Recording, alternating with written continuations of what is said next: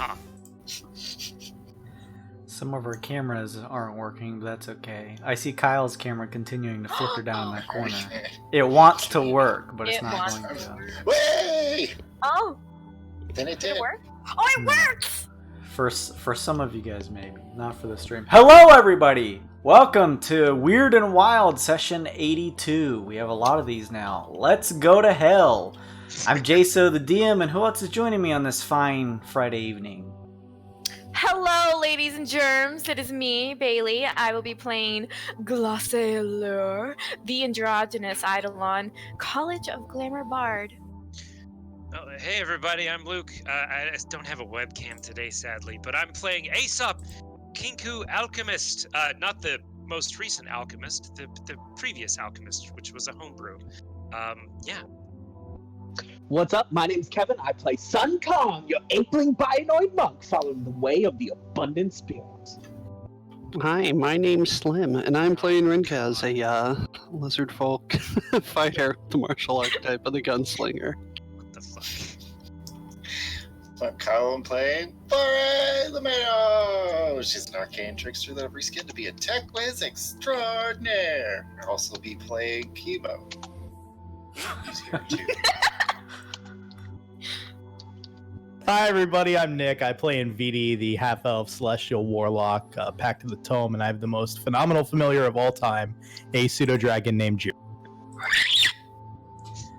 Thank you, everybody who is joining us or will be joining us. I appreciate you guys checking us out. For whatever reasons, the stream avatars don't want to pop up in our Streamlabs. I'll have to work on that. I don't know why that's deciding not to actually pop up correctly through the game capture, but I'll figure that out. So unfortunately this session, no little fun characters down at the bottom, but when they're working, you can use your Twitch channel points to do all kinds of cool stuff, like buy characters like that, have them interact with one another, or buy the party like inspiration and fun stuff like that. So we have Twitch channel points. Check that out in the bottom left of the chat. A couple shout outs before we just jump in straight to the game. I just want to shout out Roll20. Thank you for giving us that spotlight. That was really cool of you guys on your Twitter. I appreciate it. Thank you for our new art that you guys have been seeing on Twitter and elsewhere. That's at 8bit, the number 8bit ribbit. And I appreciate all of her art. It looks awesome. So go check her out on Twitter. Great. I think it's just 8bitribbit.com too. You can see her website and stuff like that. Really neat stuff. Check that out. And if players get to certain areas in this session, thank you Avery Alexander for making some cool music that we may be using. So appreciate all of you guys for either making cool stuff or making stuff for us or just giving us a shout out. That's very nice. Let's see. That is all of my spiel. Everyone has inspiration. What the fuck? No one used inspiration last session? Make us roll. It was a lot of RP. I don't think there were rolls last session. Wow. Okay. Yeah, you're right. It was a lot of RP bait. Why don't we roll to see who wants to give the recap from last week then? Oh boy. Blah. Nice. Diplomatic immunity. Oh, damn it! Wasted. You Same. hate to see it. You hate to see it. Those are going to be my two highest rolls. Also, waste. Hey, NVD, would you please tell us what happened last time? On Wyrd and Wyld. Oh, Daddy, yes. Thank you. Great voice. So last week we wrapped up our game and of what's it called? Let's Get Wild, I think it was called. Yep. And we made out like bandits. It's actually a lot more profitable than we could ever imagine, and we got some really cool prizes. And we met some really cool dwarves that were kind of in charge of everything. And then I think we got this message, or we got access to who we needed to talk to, an actual like Reigar, which is the whole reason we were doing this. And as we were talking to everybody and whatnot, we found out that Glacé is actually like part Reigar, or like half Reigar, or like Reigar-ish. Still 100% me, baby. Reigar Jason. Yeah. So She's like 0 point something %, but she's going to use that everywhere she goes to claim that she's Reigar. She's 100%. Right. Which it sounds prestigious, so I mean, I guess it makes perfect sense. But We just there's lost like some a Twitch followers. there's like there's a catch though. Like she's got to pass like an initiation to be like a recognized Reigar, That's some bullshit. and A Reigarian rite. that which is some damn. sort of really interesting ritual, and it just boils down to we're going to have to save this great artist who's trapped inside a giant like slab of gold, and I'm assuming it's going to be very dangerous, but it's going to help us save Cooi, and it's going to make Glacé an actual Reigar, so we're all in at this point. And Fuck it, right? Let's just do it. the unfortunate part is, as we were trying to get ready to go on our adventure, Cooi decided to leave the ship, which is really bad because Cooi really can't leave the ship, and it kind of accelerated all of the problems we were trying to fix. So we're kind of in a bind right now.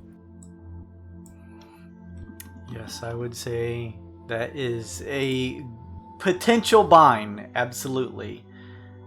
Thank you very much, NVD. You find a weird bit in your pockets. What do you know? Into the pot. Back up to 11. Aesop catch. Yes! More shinies.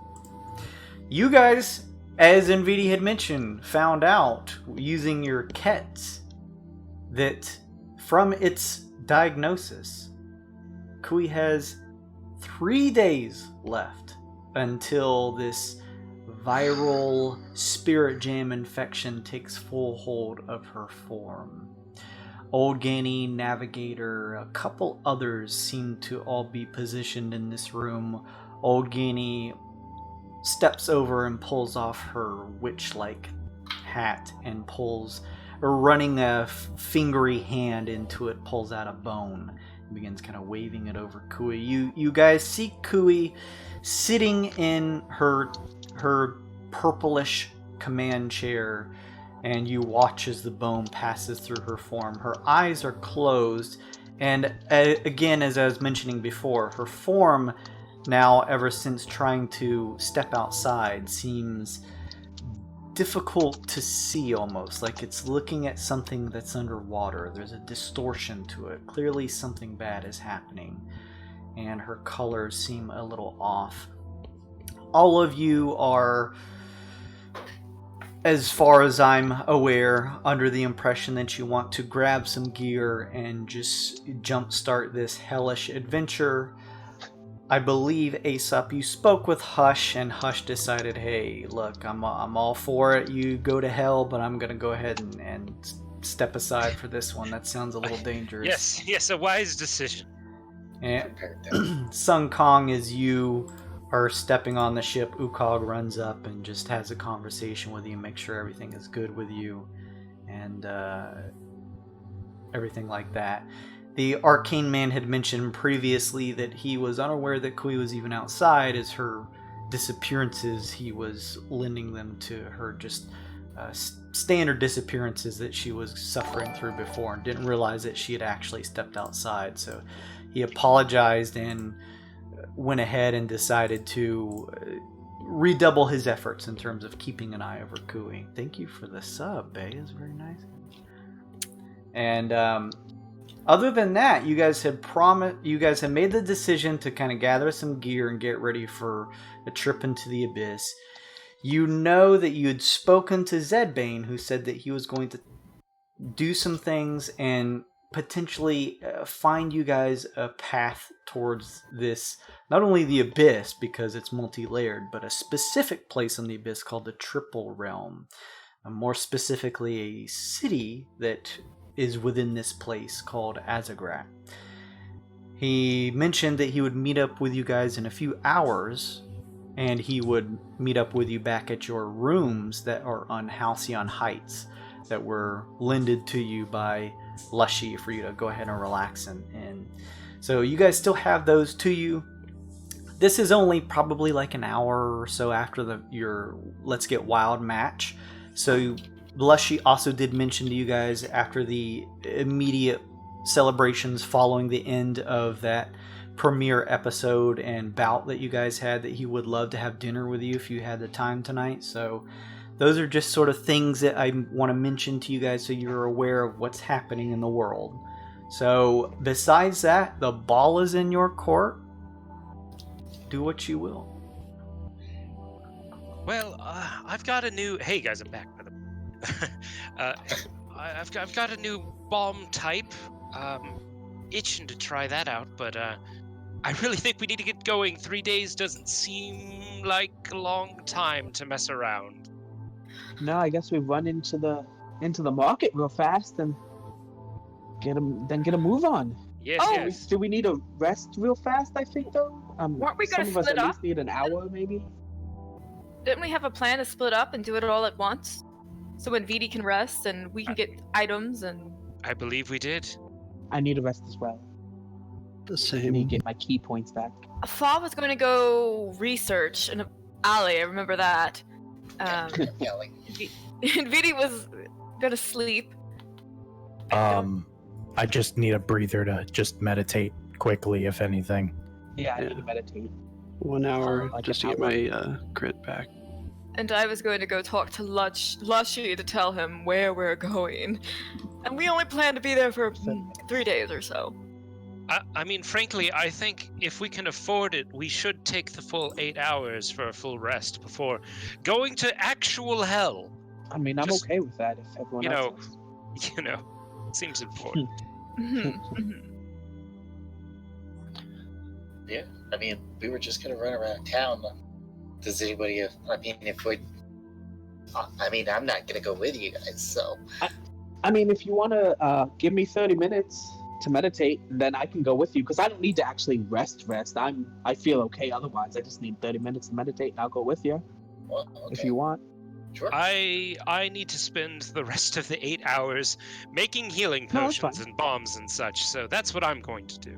Well, this still works because some of us who needs to rest and do that can do that. The rest of us who don't can still go into the city. So I mean, we can Perfect. pick something up. Like I can pick something up for you, Aesop, if you need me to.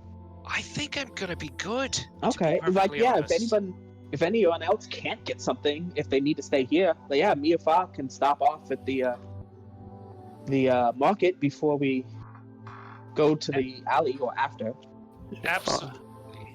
If you want to pick up some bullets for you and me, I'll pay for yours. Ooh, okay, sure. I just need to rest so I can get my luck and/or grit back because I'm running on empty, whatever that is.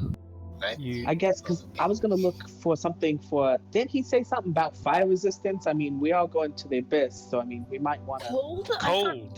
Yeah. Cold Yeah, resistance. cold That's right. resist. I don't. Do you guys remember when I had those boots that were resistant to cold and that I sold them like 2 days ago? That was funny. Because why would you ever need those? Why would I ever need them? Right. Never. You seem to hoard everything else. I don't understand why you didn't hoard them. Okay, look. Have you seen my new fucking armor? It was part of a trade-in deal. That's fair. I mean, I traded that one weapon I had to help you get your loot. Trading is good. Yeah, Sun Kong isn't he rich now? Again, He's pretty rich. I've got like 11,000 gold. That's a lot of gold. That's a lot of gold. 11,871. Fuck 1%. That's called tattoo time. Once we find a place that does tattoos and we have time. Who And knows we what did that's gonna be. We did just debut a TV show, so we did get big contracts or prizes. Well, I'm going to sleep and to make potions. Good luck, everyone. Hush has written on her chalkboard, you guys may want to consider having someone stay at your rooms in case vampire guy shows back up.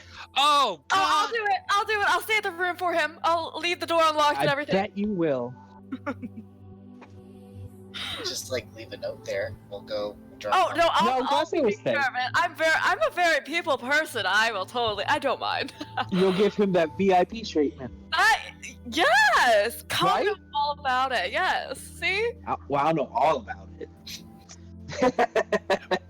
A sign on Glacé's door that says, "Not in here. Check Lizzie's quarters." Oh boy. Okay, so I'm gonna go talk to Lashy, and you guys know where I'll be. Don't come find me. Goodbye. Where are you all headed? You hear old Ganny say. We're going to the abyss. Wait, what? Yeah.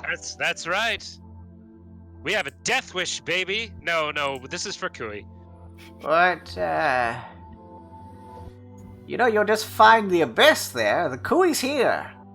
No, it's a long story. We need to go there, though. It's for the cure for It's Cooi. for You see, the guy that can make Cooi a body is trapped in a plate of gold right now, so we need to go down to the abyss, I think, to get a soul, not sure. But believe so. anyway, yeah, it's just leading into getting Cooey's person to make a body for her. Do you want any souvenirs from the abyss? Do you want to come with us? I absolutely don't think that I would be well suited to the abyss. That may be a little bit too much of an adventure for an old woman like me. But if you could bring me back an abyssal chicken, I would absolutely love it. Oh, sure. I bet I can speak their language. Oh, with you all traveling to the abyss, and with Cooi currently in the state that she's in, well, there was some weeks back when I was using my bones to tell me and portend events in the future, and I saw dark times ahead. You all may be on the precipice of that. Oh, damn it.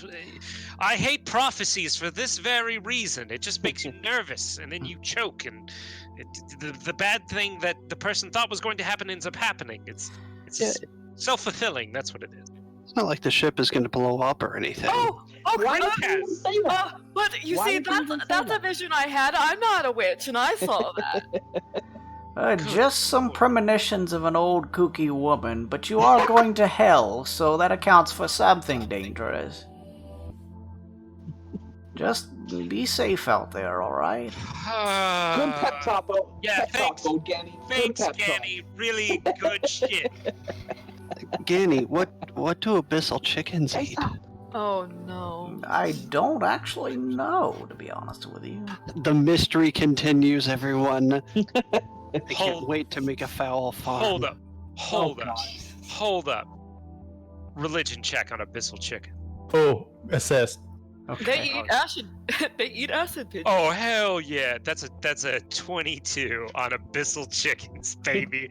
I want to know everything fucking about abyssal chicken. Abyssal chickens eat flesh. Yay! Of course. Flesh. Hey, we have that. We're gonna catch one easy. We have a bunch of flesh. Some might say a pound. Ugh. Hey, stop. If you have time doing whatever you need to do, if you can Potion make me making. one of them blessed potions. Oh yeah, whatever they're 300 gold. called, It's yours. I don't know if you can spare that. I don't know, 300. You're kind of breaking the bank. You can't go down a little. No, I mean it literally. Oh, go on. Off push to talk for a second. It literally costs 300 gold just for the materials to attempt to do it. No, you can have 300. I was kidding. You can have 300 gold. I mean, I understand being pragmatic. I would probably bargain for it too. I Anyway, pull out my money bag, which is like too small. Right? Gold Like- coins spill I out of got Sun two. Kong's pockets. oh god. Actually, yeah. Knowing Sun Kong, he doesn't have a purse. They're just in his pockets. Anyway, Jason, I'm gonna go do all my alchemist prep work. Just let me know when you want me to make a check for that potion. You can go ahead and make that now, as we say you're in the midst Hi-ya! of doing your work. I did it. I have to beat a 5. I did Alright. it. You have a potion of heroism, Sun Kong. Aesop begins his quest to craft some potions for you guys. I'm sure Hush follows suit and helps you out. The rest of you, what are you each doing? Glacé, I'm assuming you're heading back to Halcyon Heights. I am. All right, Rinkaz, are you meditating, staying around, hanging out? If we're taking an 8-hour rest, if that's all we have time to do, I would do that, but I'd give whoever's going out into the market enough gold to pick up ammo and anything cold resistance that I could wear in case we're frozen in. Got you. How much money do you hand over then? Well, how many cold resistant clothes do we need? Kilo's fine. Vidi, Rinkaz, Glacé, Aesop, do you all have clothes? Oh, Absolutely yes. not. I imagine I'm all right. Well, if somebody wants to pick me up something, I'll pay them back. Pick me up something. Something pretty, though. It's gotta be pretty. I Something don't. for everybody, if we can. I don't care what it looks like. It could be literal rags as long as I'm not cold. Give Aesop the rags. Just God, make sure it's pretty for me. Okay. I guess I'll give you 2,000 gold. Yeah, Fa, how much money do you need? I'll hand Fa 5,000. Oh Jesus! Don't you start doing that. Since You're we're, really smart. Like, So. temporally teleporting money, can we just like? Yeah, can we just say they give us however much they need to give us? Sure. What, Rinkaz, you wanted cold resistance and what else? Bullets? Cold resistant, anything that's not magical. I can't equip anything else. And bullets. At least just 20 for each gun, just a full round for each, or full pack, or whatever the hell they come in. I think we're kind of serving the vehicle of your shopping. So you do your shopping, and then we'll say that Makes we sense. picked them all up. Yeah, we don't have to write everything down. Smart. Good. Rinkaz, while the others are shopping for you, are you going to be meditating? Is that what you said? Sleeping the full 8 if I can. Okay. If not, just meditating. I just need to get a short rest. You have all the time in the world, which is about 3 days, so you do whatever you'd like. 8 hours sleep for Rinkaz, hands off some cash to Sun Kong and Fa. Sun Kong, you're going to the marketplace? Yeah. After I do 30 minutes of meditation. I just need 30 minutes, but yes, then we'll go. Alright, 30 minutes of meditation. Fa, you waiting for Sun Kong, then you guys heading over to the marketplace? Yeah. Alright, Nvidi, what are you doing? Full rest. Okay. If we have time. Spooning Rinkaz, you guys get your 8 hours. Is Chemo waiting for everyone to prepare themselves, or is he going to be doing something specifically during this time himself? Yeah, actually, he's gonna do some crafting. Okay. I wasn't prepared for that. So No, that's fine. You think about what you want to craft, and we'll kind of go in line here. You guys go ahead. I'm pretty sure your bars are all full up. I think it just comes to a matter of your utility stuff that you need kind of refresh. So you should be fine on those fronts with your stat bars. Glacé, you begin heading back outside of the ship, along with Clatter, I'm assuming. Yes. You begin heading back outside and making your way back to Halcyon Heights, so you can let Lushy be aware of your guys' plans.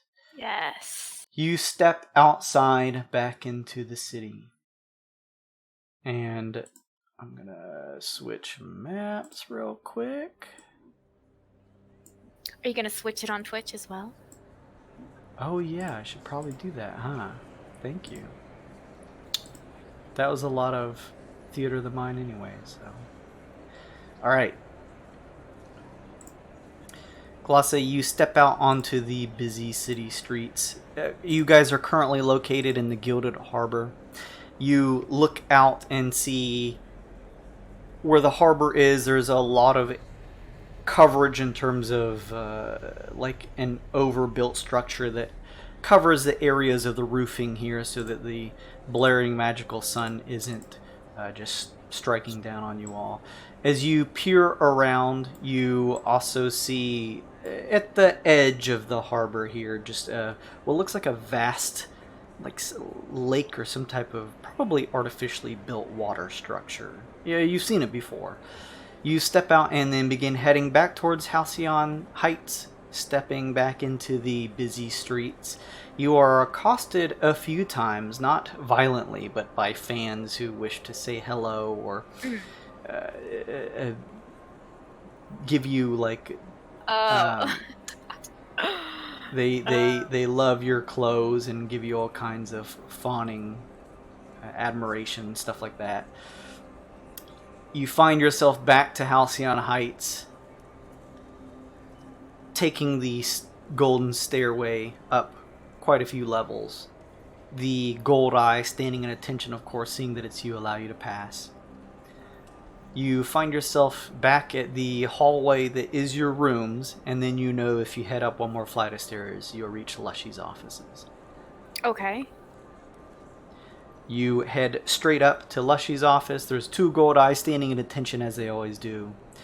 They see you approach, and taking one of their golden staffs, they lightly rap on the door. You hear from within, "Come in." And you see one of the gold eye open the door for you to step in. As you step inside, you find yourself standing within the interior of Lushy's business room. "Oh, Glacé, come in, come in."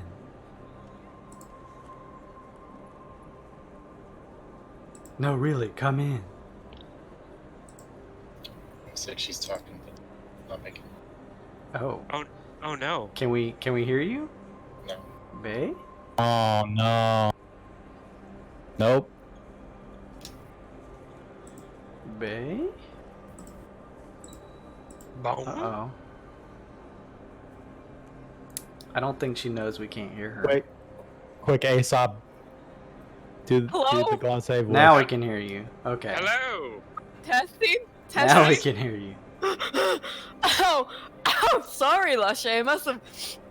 I got something choking on my spit. It happens to the best of us. I went into a fugue state for a few seconds. After your match, I'm at a loss for words too. Where are the others? This is a time of celebration. Oh, don't tell me you've all gone to bed already. Not all of us. Just Yeah, no, some of us. I am here to let you know some. Oh, you're ready for dinner. What's for dinner? Oh, I have the perfect place planned, Glacé. The Dapper Devil, one of the finer restaurants in Halcyon. I will pay for everything. When is dinner? I would like to go right now. Let's go! Let's walk and talk, honey! Oh, God. Well, let's get everyone else together. Oh, You were the most entertaining, of course, but this is a celebration for all of the Tycoons. Well, I can let everyone know, to meet us there. The ones that aren't sleeping. And... Well, let me just tell you this right now. We're going to hell for maybe 3 days. We're gonna bring Rec with us, so no worries. Wait. What are you serious? I am serious. It's actually a serious situation. It's for one of our friends. Who's dying? Hell, as in the Abyss. Oh yes, the Abyss. Oh.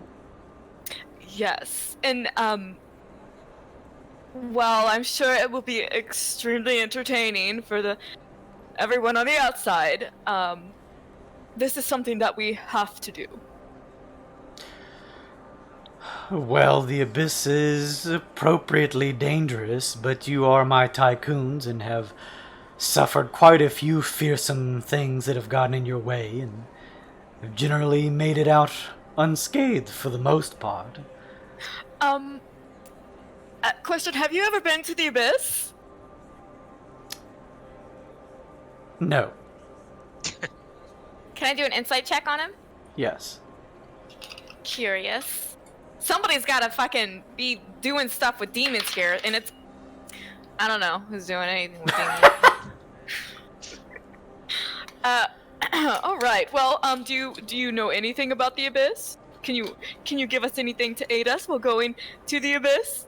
I believe, Glacé, you all would be more suited to knowing what you need if you're going to such a dangerous place like that.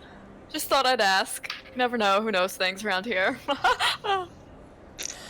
This person you're trying to help, is it this Cooi that I've seen on the wreck?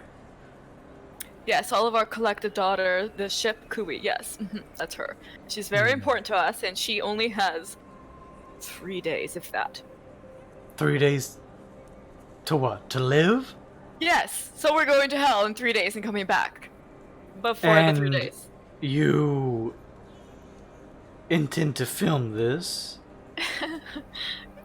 As much as we can get without the, wreck exploding. Oh, smashing! Glacé, why didn't you tell me this before? How long have you been planning this? Well, honestly, it just kind of came up. Oh. I mean, it just kind of came up in our heads as we were, talking as a group. What else could we do to entertain these people? And, I was thinking that maybe, because this is such a risky thing, that when we come back we can talk about raises and stuff. Well, I suppose that is something we could have a conversation about. You are aware that I recently gave you all a raise, correct? Right, yes, but honey, I'm sure the footage and the things that's gonna happen in the Abyss, that's gonna be raised material.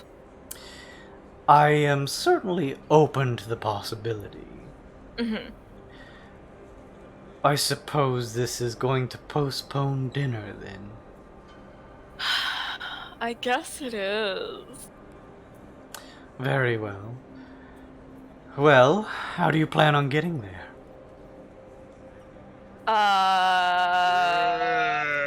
I don't remember that part. Oh. But I'm sure we're gonna figure it out. Yes, Aesop knows a lot of details. He usually pays a little more attention to that kind of stuff than I do. Well, I assume you're all doing the best to prepare yourselves. Keep rec running for as long as possible, and I hope you all make it back in one piece. Yes, that would be good. I hope we all make it back in one piece as well.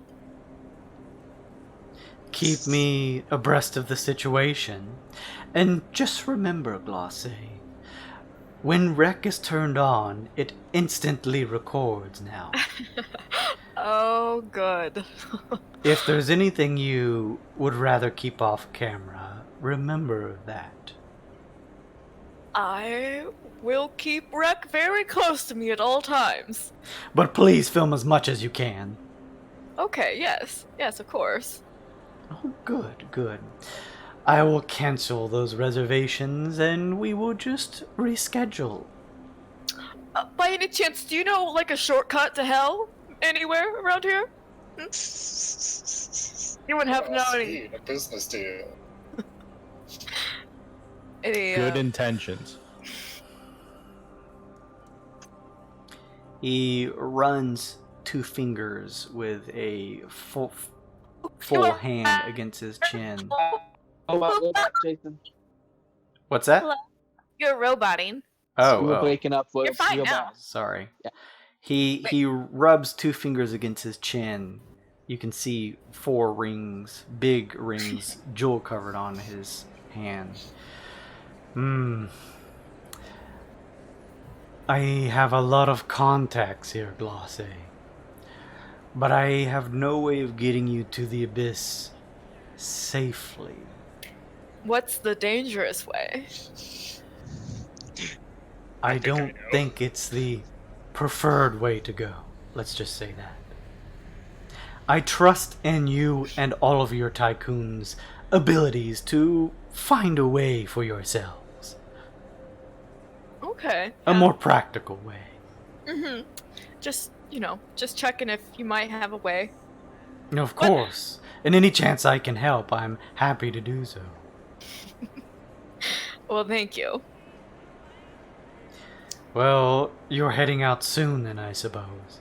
Yes, if we don't return in 3 days, we're all probably trapped in hell, and maybe send somebody to help if you could. Once you get there, keep in mind you'll need to find a way back, so don't forget that. Yeah, I'm sure that's taken care of. Well, good. Just be careful. You are my bread and butter, and, well, after the really interesting, dynamic, powerful performances you put on at the premiere, I'd hate to see all that fame be flushed away by you all being trapped in some permanent plane of torment. Yes, dying. Oh, yeah. Lushy, I thought this was a very good conversation that we had about going to hell and just prepping you for the big, crazy season that we're gonna have in hell for 3 days. I have to go. I'm starting to get a little cold, and I may be a little sick, and I have to go prepare to go to hell. Yes, of course. Be careful, and as I said, if there are things that you don't want on rec, just flip the switch. Yes. Yes. Alright. Be careful. I will be seeing you soon, I surmise. See you in 3 days or less. Good. Oh, God. Okay, bye. You head out. Aesop, you craft your things. Glacé, what are you doing after you meet with Lushy? Oh, I'm going to wait for Zedbane in my room. Sun Kong, you finish your meditations. You and Fa begin to head out to buy your things at the marketplace. Similarly, you head back out into the harbor outside of the ship.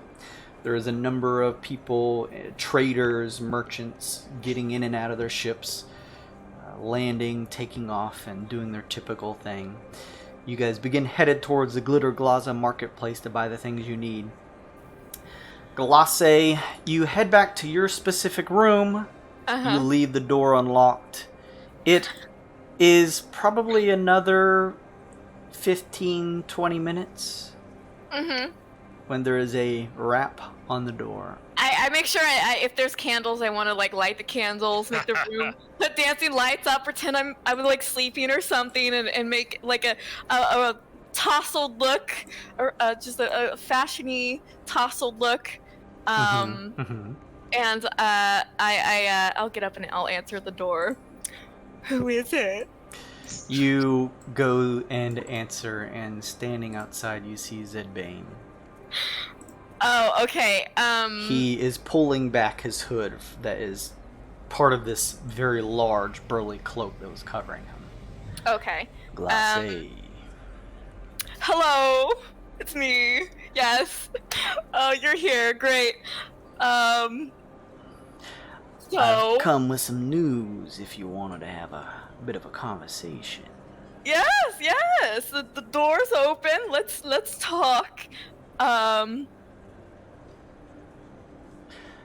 Any of the others gonna stay and listen? Nope, it's up to me to relay everything to them. I see. Nice and private.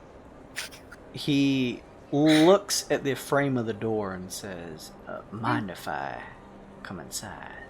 Oh, this is bad. This is bad. You would prefer it. Oh, yeah, you're a vampire. That's a rule, isn't it? Yes, come on in! Yes! Oh my god. Oh my god. He- This is how Glacé dies. He steps in and closes the door behind him. I hope the lighting's okay. I know Actually, your eyes are it's sensitive. nice and dark and ambient in here. I enjoy it. All right. So if you're gonna relay this stuff to the rest of your team, you guys have those magic earpieces, don't you? Oh yeah, I'm like gonna like tap into the. Hello, is anyone listening? Hello. What? Oh, Jesus. Ugh, don't talk, just listen. Sun Kong, you and Far just kind of breaking into the crowd on the marketplace, getting ready to do your shopping as you hear this.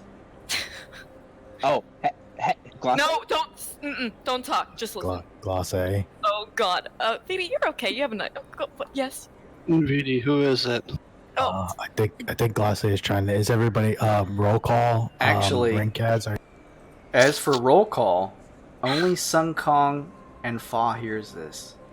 None of you guys on the ship hear it because that's technically in a different plane. Oh. Yes. Touche. Oh no. That's okay. I can pretty much remember and repeat everything that I hear. Oh, That'll be fine. We're good. good. Because I can't repeat anything that I hear. I'm okay at it.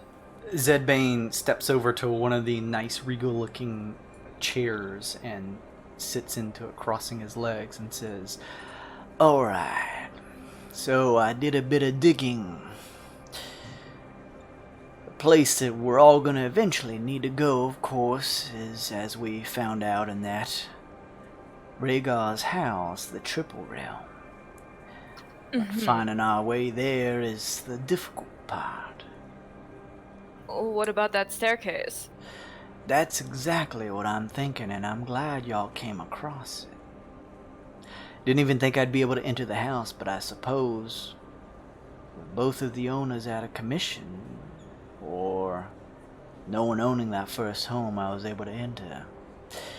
Either way, I'm thinking this staircase may be our ticket, but it's not like we can just waltz through and travel wherever we want. We'll need someone who can guide us there.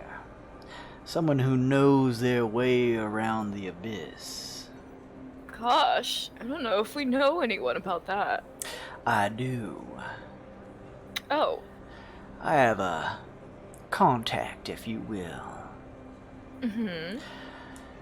A party cursing incubus in particular. Is it Flavio by any chance? Oh, so you've met. Well, he tried to kill us one time, and then another time he tried to kill us and an audience the other time. Yes, we know him. Did he appear out of some type of wine or alcoholic bottle? Oh, it was actually quite a very interesting presentation. Yes, he did. I have to find a way to do that. Well, this'll make things interesting then. Flavio and I, the two of us go back. We had done a number of favors for one another. Oh, dude. Oh, okay, well, that's interesting.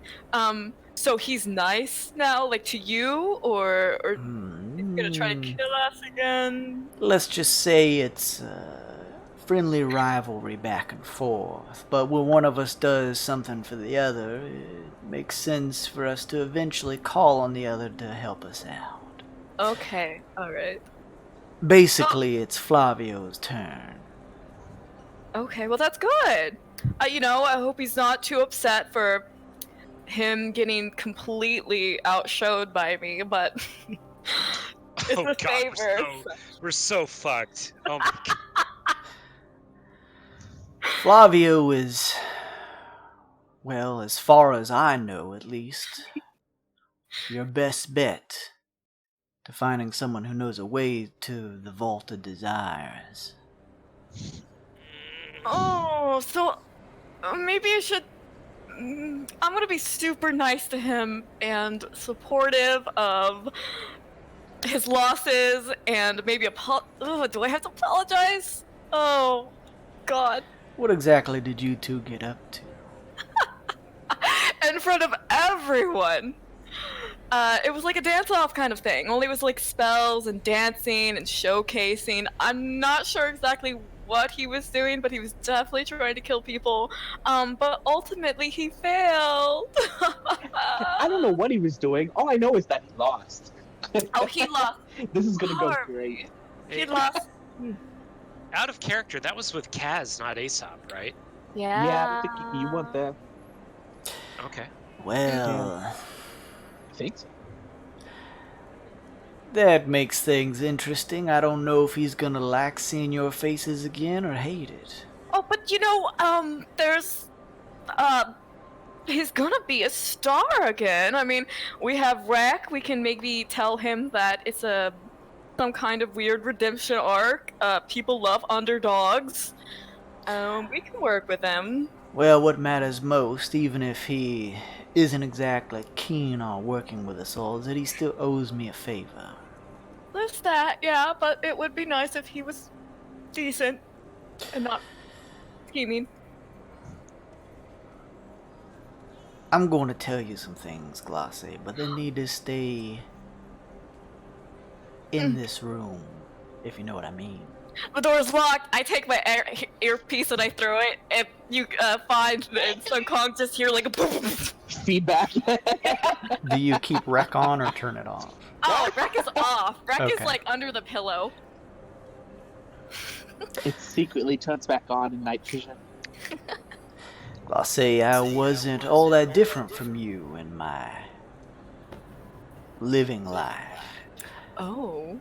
Yes, I wanted fame and fortune. In my mortal life, I made a deal with the devil. Oh my. He offered me one hell of a bardic gig.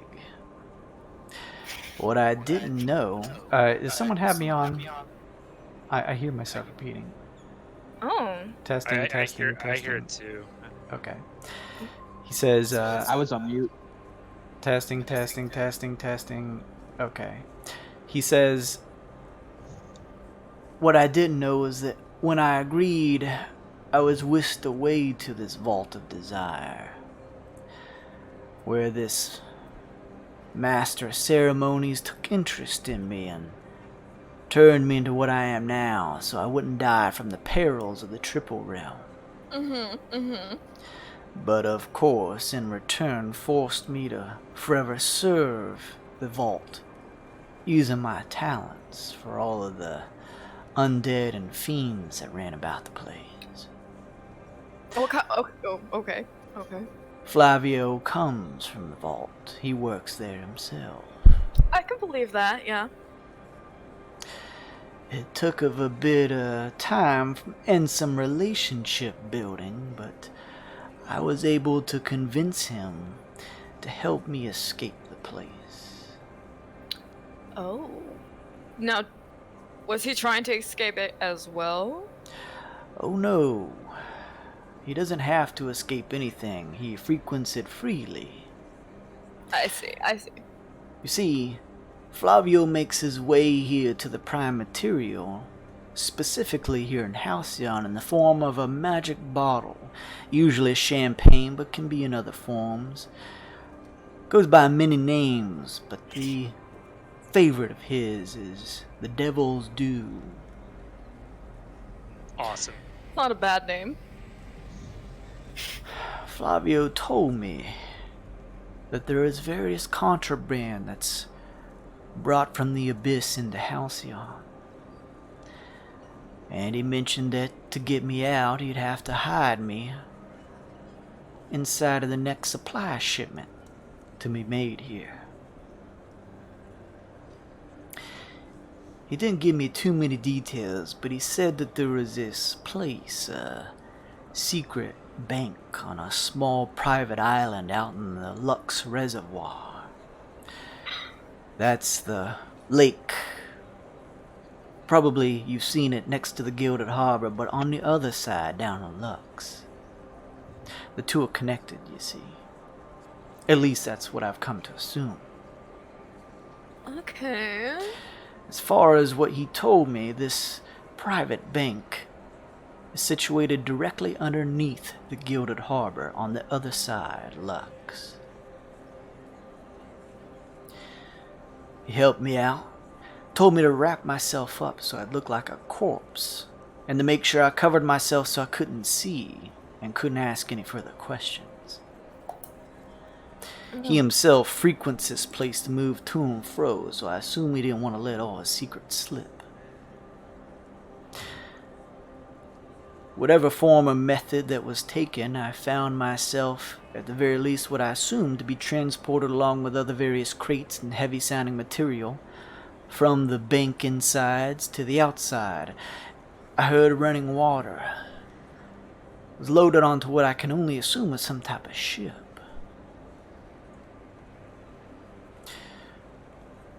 The ship was moving for some time, not incredibly long, but long enough. I felt the contents, including me, be offloaded onto a cart and bided my time to where it would stop so I could slink away. When I finally had the opportunity to, peering out just a little so as not to get burned by the sun, funnily enough, I assumed I'd be on Lux. But I found that I was on the top side. That's strange, Glacé, because the trip is too quick for them to have run through a turnabout, those things that you stand on that flips you from one side to the other. So they do have some kind of magical portal to hell. I knew it. I knew it said they. I just couldn't find it. I can't find anyone around here that deals with devils. I know they're here. I know it. We saw the guts and everything. Well, I from what I wager, that ship that I believe I was on, I don't think it took me to anywhere in the mainland of Lux. You see, on Lux's side there's no sun. You've seen it before. It's permanently night. There is the Lux Reservoir, but there are no docks. There are no ships allowed to sail on that side. There's no lighthouses, so anyone out on those waters would likely crash into one of the buildings nearby. No one is even allowed in the waters. It's so dark, you could find yourselves lost. The reservoir is quite large. So being loaded onto the ship and within a certain amount of minutes finding myself on topside, I imagined that, at least from what I could deduce, I was loaded onto some type of spelljammer, potentially some type of submersible. Oh. But I'm not sure. I mean, it could be possible. I did a little digging and found out that Flavio's on schedule, and likely would be deep within the bank's vaults, like he always is, from what he told me. Probably held somewhere important with other contraband to eventually be distributed through the city. You've seen his work in action before, from what you told me. Yes, and it would be nice to stop him from ruining somebody's party. That would be an extra side advantage of having us get a little favor from him. Okay. If there's anybody that knows a way to hell, more than likely using the staircase, it's him. Though as far as I know, moving from the vault to this secret bank is one way. Oh, there's no, like, return way from hell. Oh. Not that I know of. Or at the very least, it's not exactly for us living kind. Or you, I should say. So, to boil it all down in the simplicity, you'll need to sneak in, grab this Devil's Dew bottle, and escape.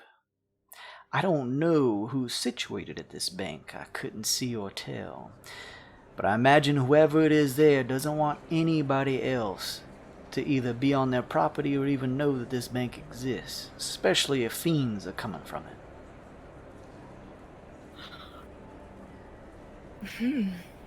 Okay, well, what about, well, I know Lashi said that he knows he has connections himself. maybe I should ask him about this private bank. I wouldn't. Oh? You'd be potentially opening a can of worms that you may not want to be opening. At least not right now. The choice is yours, of course. Well, I want to get this stupid bottle. Then I think the idea is for us to go in there first, get what we need, and perhaps you tell Lushy later. Yeah, I can tell him later. I don't know. Should we turn Rec on for this? I think he'll like it. No. No. We'll see. We'll play it by ear. Probably not, but maybe some parts. I don't know. Look, I don't know exactly how you're supposed to get there. The darkness of Lux makes navigating the reservoir treacherous. There's nothing but night out there, and the water's reflective nature makes navigating it particularly difficult. You could get turned around or lost and exhausted out in its waters. It's pretty large. I imagine the best bet, and what I'd wager to be the best way, was the tip Flavio gave me from the outset, that the bank is somewhere directly underneath the Gilded Harbor, on the reverse side of Halcyon. Glacé, I doubt any of this information is public, so I would advise you do your best, at least for now, to keep things on the down low. Though you could always try asking folks at the harbor for more details if you were curious on how to dive to the other side, or how deep that may even be. I'm not sure. Oh, I'm sure I can get some information if I ask real nicely.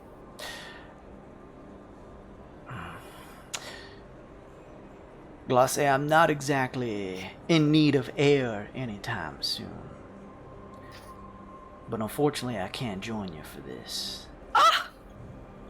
The water... well, let's just say that being a vampire, I'm not meant for the beach. Both the sun and the water ain't for me. Oh, those are two very nice things. I understand, though. You're dead. You have rules. Less rules and more things that'll kill me. I kind of like rules. And again, I don't know who owns this bank or who's running the place. But like I said, I wager it's dangerous for others besides Flavio to be there, so... Clearly a demon in disguise, duh. I imagine the more discreet nature y'all take, the better. Oh boy. Oh boy.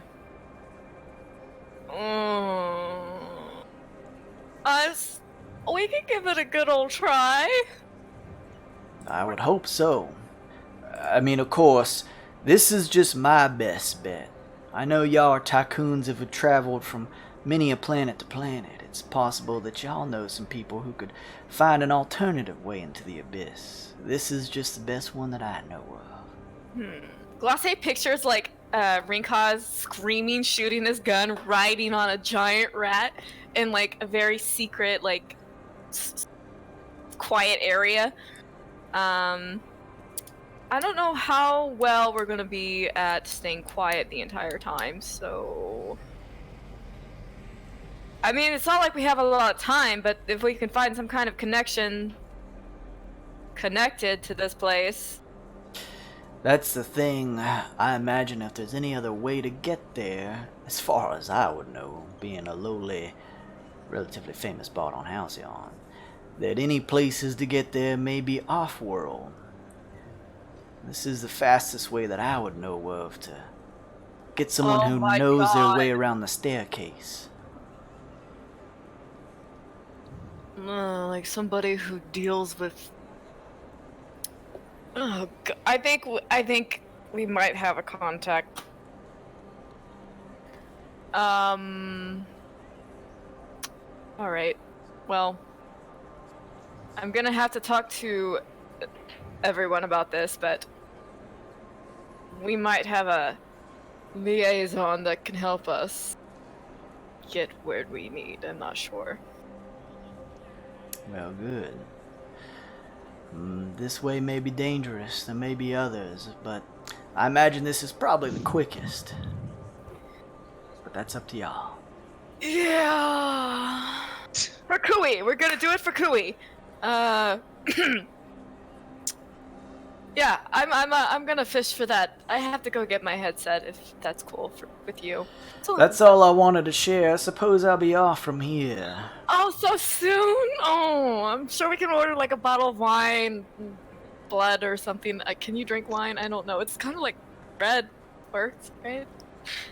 Something like that. Look, if y'all find the bottle or an alternative way there, make sure to let me know.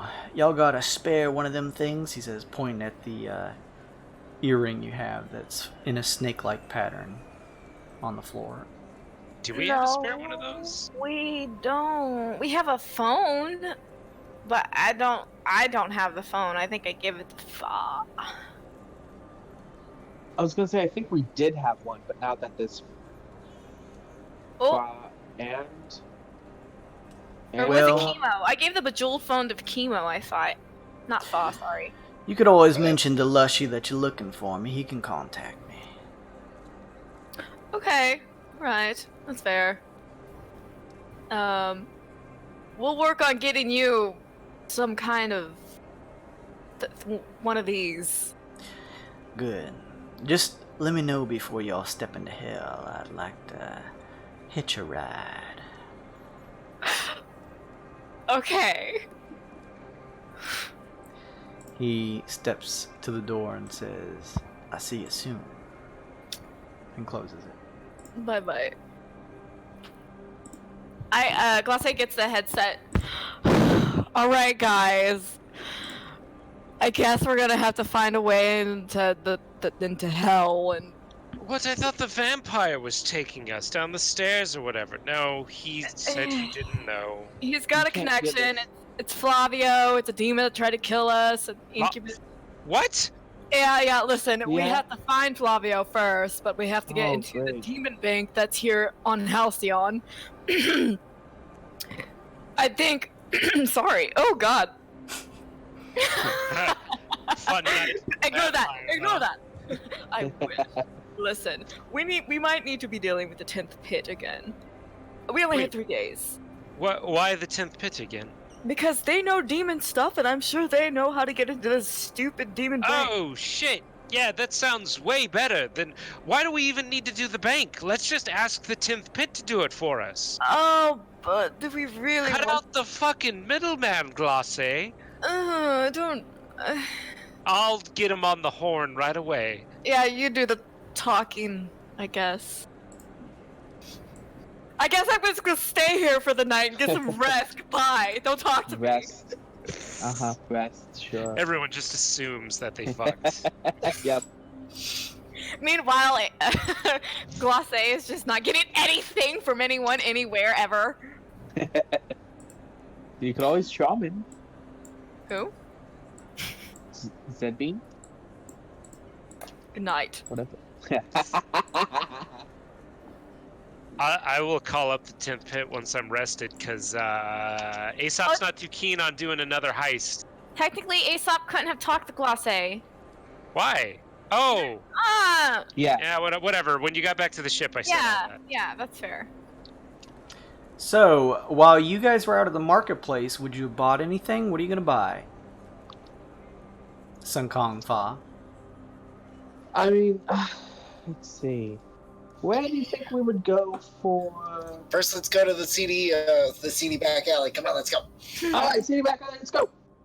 I am going to lead him to religious idols and blessings. Okay, you got it. It's not as seedy as you thought, Sun Kong, as Fa leads you through an alleyway and around a corner into a relatively sizable shop that has various religious figures, clothing, etc. Look at all this stuff. I misspoke. I meant to say the books and map stores. Wow! Into the books and map store then. I need another beer. I'm gonna be. All right. So first, I want to look for a planar map, an abyssal planar map. Let's see. An abyssal planar map. Hang on just a second.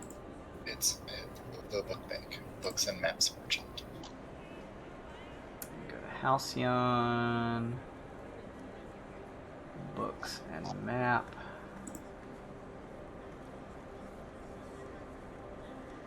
It's expanse. Accurately depicts a significant planar location. Didn't I already buy that? Yes, you did. For That's what led us to the stairs, right? In the first place? I believe at some point you bought the map on Halcyon Yeah. for the planar one, unfortunately. that's fine.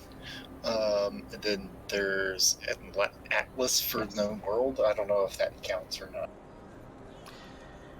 Very accurate but not overly detailed. For there is an atlas that gives you a pretty well mapped out play-by-play of Halcyon here. It has a nice gold trim to it. I was looking to see if they had one for the abyssal world.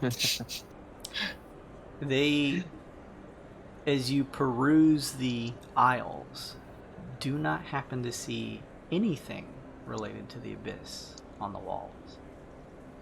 Dang. My contact here is run dry. We gotta go find another CD back out. Alright. Yeah, the planar map that I bought is what brought us to the staircase. At least that's how I wrote it down. Alright. Sun Kong's pretty good about clearing those out when he Yeah, visits I mean, a new world. Yeah, pretty much. Everywhere we've been, if they have a bookstore, I have bought whatever is the most expensive map. We'll go to the weapons merchant for Rink? Rinkaz. Okay. What do you And purchase? just buy ammunition for his rifle and pistol and shotgun, I think, as well. So those go in the 3 tiers for ammunition cost down below the picture. Pistol uses light, rifle uses medium, shotgun uses large. So buy to your heart's content, just keep in mind those prices. Where is that linked at? That is Um, in the Halcyon list, but there you go.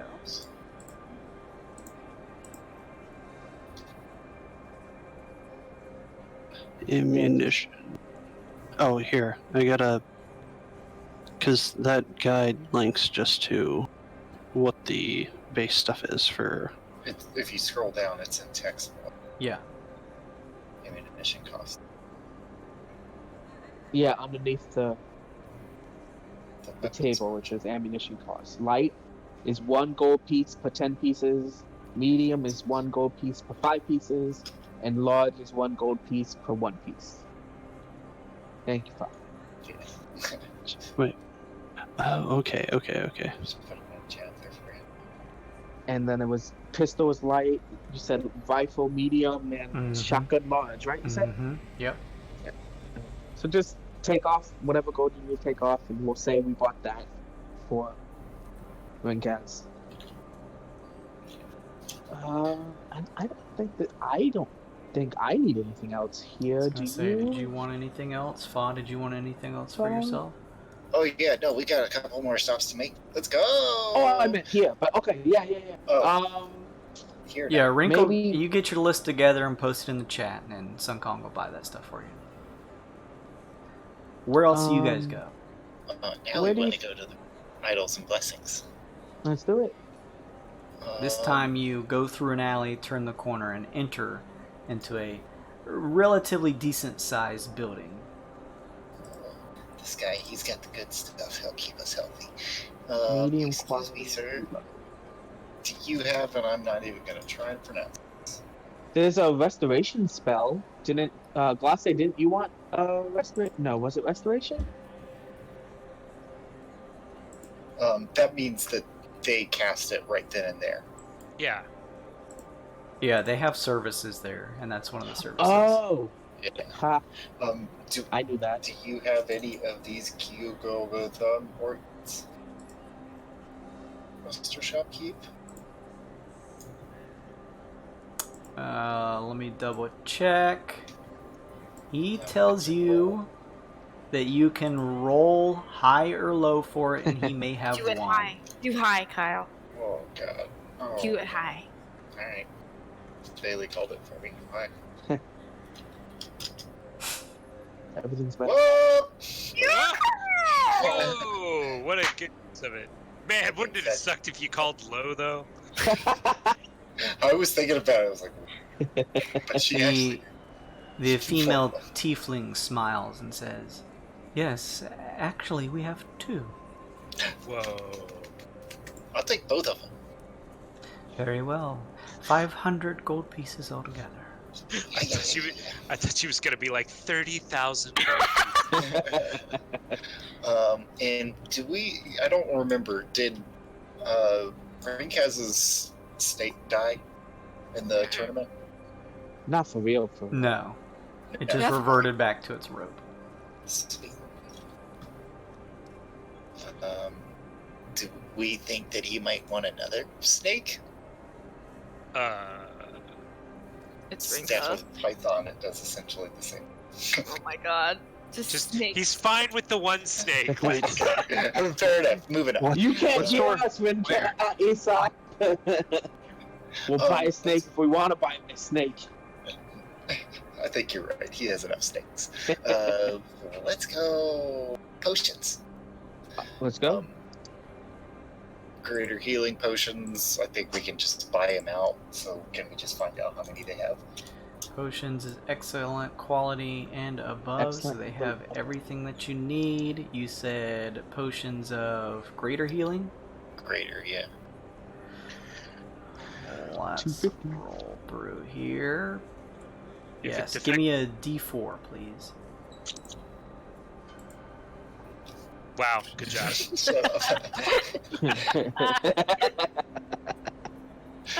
They have 4 vials, Yeah. Nice. or If it- 250 apiece. If it factors into your decision making, Aesop makes 4 of them every day, but they only last the day. Like he has 4 greater healing potions per day he can use.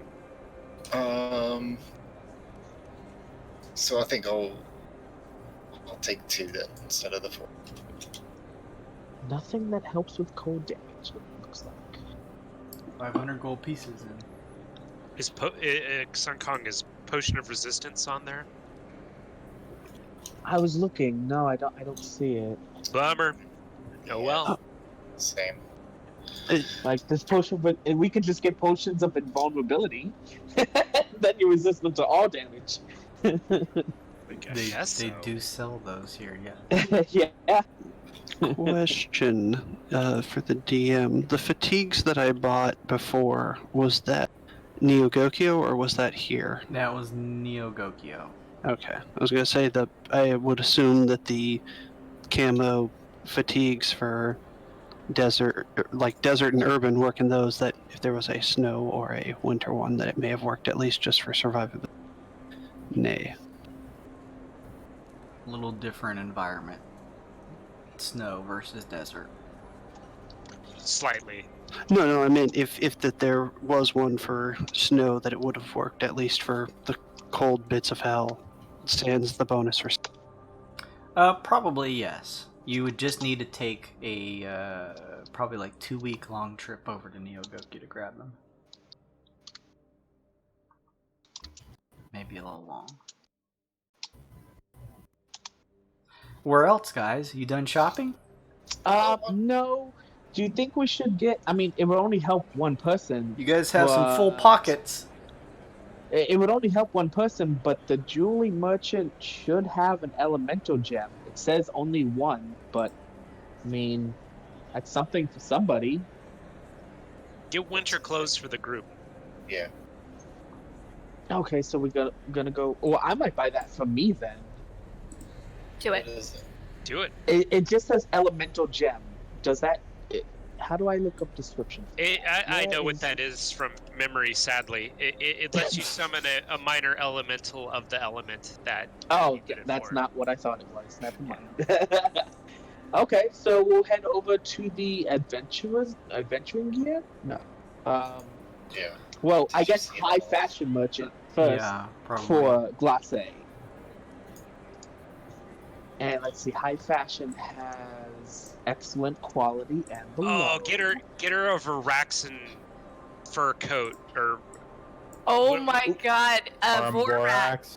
Vorax fur coat. Yeah. Luke, what do Boots of the Wonderlands do? Oh, Boots of the Winterlands? Those are the ones Winterlands. that I bought previously. Oh, did you buy them here already? I think I did last time we were in Halcyon. Mhm. So you bought them here, and did you sell them back to here? I think I did. You Would they be returned back in stock then, Jason? Hey, Suncon, give me a high or low D20. Low. Low. All right. Don't listen to me, Glacé no. call- I'm afraid now, so it's gotta be somebody else. Slim, tell him high or low. Let me check, sir. One moment. Who's rolling? I am. Jason? Oh, yeah. I say go high. Hi, it is then. Ahoy! Oh! Roll We 20. had a few interested offers, but no one who's picked them up just yet. The attendant says, carrying them out from behind the counter. There's like raven feathers and blood sticking out of them. These look familiar for some reason, but It took some time to clean. I will take them. Very well, 500 gold pieces and they are yours.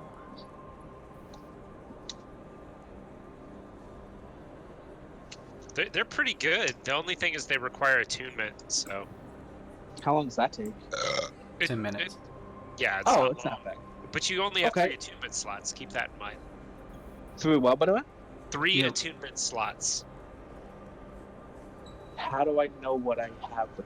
I think I Well- just have my staff. Well, I think. well, good players keep track of it. I was gonna say. But, you know. That requires looking through your character sheet and making sure. Because you can only have 3. And keep in mind, any gear that has any amount of gem slots in it counts as an attunement. That's why the Oh. tattoos were so expensive, because they Yeah. didn't count towards it. Yes. Yeah, I'm pretty sure Kaz's speed boots that he gave you are an attunement slot. So you wouldn't be able to wear those in the Winterlands. Well, in addition, they're both boots, so you can't fucking wear them at the same time. Look, he I'll can give wear them them on some- his hand. Somebody else could use them then. That's fine. I'll still buy them. Yeah, I mean, they're good. They're good items. I probably should have just given them to someone, but Aesop's cheap and greedy, so... And then I guess I'll just buy a superior like, can I just say it's warm-looking clothing for Glacé, I guess? I want Sure. the Vorax fur. There Can is we say it has Vorax fur? there is a arm vorax fur. Oh, That is this on is so sale. good. The- Do they still have the superior clothes? We haven't bought those yet, have we? I have superior. Glacé bought them. Oh, then we already have. Oh, so then we'll have to just do aristocratic. 50 gold pieces, and I'm happy to sell you the arm vorax fur. Do you want that, Glacé? Give it to me. Alright, it's bought. Just subtract it off your sheet. We'll say you. we The exchange attendant gold later. says, now, don't go wearing this everywhere. And you watch as 2 attendants pick up one end for both and lay it across your neck, Sunkong. It is very heavy. Well, that's okay. Glacé's strong. Yeah, I know, right? She's the strongest of us. I think she'll be okay, but thank you. Ugh. Of course, sir. Have a good day. And then, well, I guess I need just warm clothing for everybody else, just whatever. Happy to provide. Just give me rags. Just fuck my shit up. May Joaquin Tra- bless you, sir. traveler's clothes, I guess, for everybody. No, 2 there's specifically winter clothes somewhere that is sold. I don't know where though. I'm trying to Well, find it's not at the high fashion merchant. It's probably, is there like a cloth merchant? Yeah, hang on. There's like tools a merchant, knickknacks, potion, poison, food, animal. Go to like the clothes, medic area. Just wrap yourself up in band-aids. armor, weapons. Not that I see here on Halcyon. There's the Fuck. adventuring gear, but I could have sworn there was a winter clothes option. unless I am missing it. I must be insane. You are. Well, Yeah, I don't see any. I mean, they would sell some stuff that doesn't provide any bonuses, but it's clearly Yeah. tailored to if you guys are going in a colder environment. Because I don't know if they have anything else that will help us with cold resistance. Thank you Where for will- subscribing, Milty. I appreciate that. Thanks, Matt. I look at far. Is there anywhere you think might have cold resistance? I think we've looked everywhere. not anything magical. I guess that's it then. We buy clothes for everybody and head back. and I guess it's. And I got guess the it's boots. And Guess it's just traveler's clothes. Yeah. Huh. I feel like that was in one of your campaigns in one of your stories. Oh, it was in Curse of Yeah. Strahd. Never mind. It's a different thing. Right? Was that not? That wasn't PHB. Like, No, it wasn't. It was special for that campaign. you Sorry. That's why I thought it had to be in here. I was like, we were playing wizard stuff. It has to be in here. Okay. Hey, maybe there's some tomes and scrolls that has stuff like that. Did you I guys go don't there? think I saw anything. They sell Just- all kinds of shit there. Could get protection from energy. Yeah. Open Aesop's it back voice echoes into your head from nowhere. I gotta go. Oh, well, I guess, yeah. Scroll of... The scrolls you can just... 4th level... What level do we need? Oh, What level man. is it? Kong is not the right person for this. Protection. Protection from energy is the 3rd level spell. It lasts an hour. 3rd level spell. Excellent. Alright, so we would need 3rd level scrolls? That is Is that 250 gold. Roll a 1d4, please. Do you want to do it, for a Fire? I get a roll of 1 or a 2. Okay, If I you guess I'll roll try. 1 or a 2, then it's excellent. And it's 1d4. You guys bought the winter clothes for everyone, though, right? Yes. Correct. Okay, yes. cool. Add Just that They to have the 6 3rd level scrolls here. Woo! Sweet. So we'll take those and just these also. Fought dumps a bunch of scrolls on the desk. Are any of those above 3rd level? No, they are 2nd and 3rd. Okay, they are all in stock for you then. But you can get 4th, 5th, and 6th. They do exist here. There's even 7th and 8th. For a paltry 500,000 gold. Yeah. Well, no. 5th, 4th, and 5th were 2,500. Yeah, it's not too bad. 6th is 25,000. Yeah, that's when it starts getting a little ridiculous. And so is 7th and 8th. 25,000. But yeah, you could So do you- 4th and 5th if you wanted. You took the money away for yours, Aesop? For the protection from energy. Yeah. Yeah, I did, and also the winter clothes. So Sun Kong, you have 2 extra gold. Sweet. Cool. Were you all looking to keep yourselves protected from the elements or certain creatures? We're going on Claw adventures. just like passively stuffing scrolls into every pocket she has. It's like, oh, we're going to hell. We're going to somewhere called the 12th Ring. What is it called? Oh my god, not even close. I've never Yeah, heard that's of the not what we're- 12th ring, but if you're looking for defensive magics, we also offer the Scroll of Protection, should you have in mind the specific things you may encounter as wild knots. I'm gathering you're wild knots from your attire. Sure am. Anyone want a Scroll of Protection? They're 2,500. Ooh, damn expensive. Nope. My blood.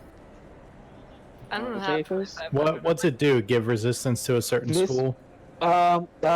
Protection against a specific type of creature.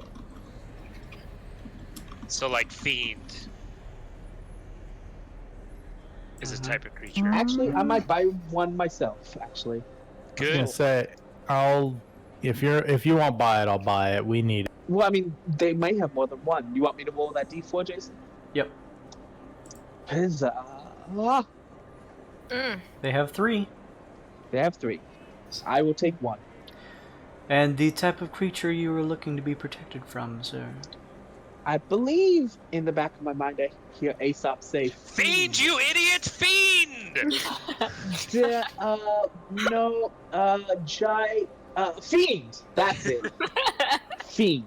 He looks back at you from rifling through the scrolls, and you see a smirk, and he says, "Very good, sir," and pulls out a scroll of protection with Fiend stamped on it and hands it over to you.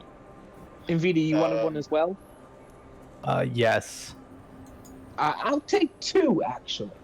Oh, can never be too careful, sir. Yeah. He pulls out another. This guy's laughing. These clowns are about to get themselves killed. Yeah, 5,000 gold pieces, please. Bro, Sun Kong's getting ripped apart. Yeah. just take that off your gold Nvidia and we'll say we switch Hold on, later. hold on.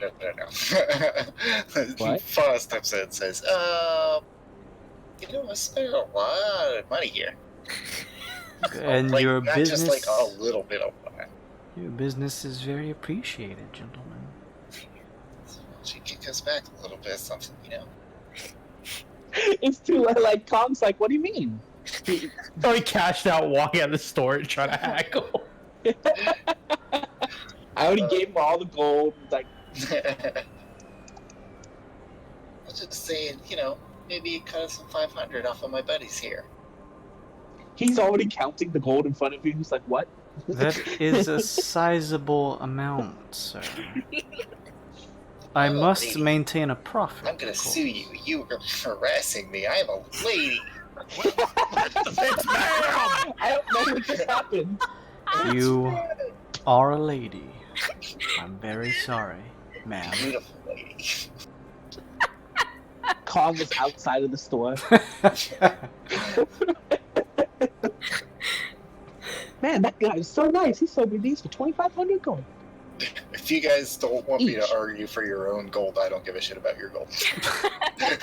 I do. I just have to Okay, I will continue to press on then. make fun. That's all. I technically can't hear any of it, so. No, this is completely out of character. I Yeah. want to save us the time. This is fun. Anything else, marketplace guys and gals? I think would. Okay. Was there anything else that you needed? Fine. Trying to get some of Sun Kong's money back, but I guess he doesn't want to give us it. I mean, I would be waiting for you outside, so if you take your time in the shop, I will be waiting outside. No, you're good. Let me just double check this stuff here. I think I'm good. Yep. I had Alright. everything I wanted. Alright, while you guys are finishing up the last bits of your shopping, we go back to the ship. You had finished brewing some potions. Glacé, we're going to say you probably returned to the ship. Yeah. So you could relay this info to everybody. Mm-hmm. And you... Do you guys want to just skip ahead 8 hours? Yes. I'm okay with that. Okay. Yeah. Keelan wants to make some crafting checks. before Okay. we Finish. So we'll jump to the ship. Give me some crafting checks, Chemo, to finish out your crafting stuff. Boy. Shopping, and then... It's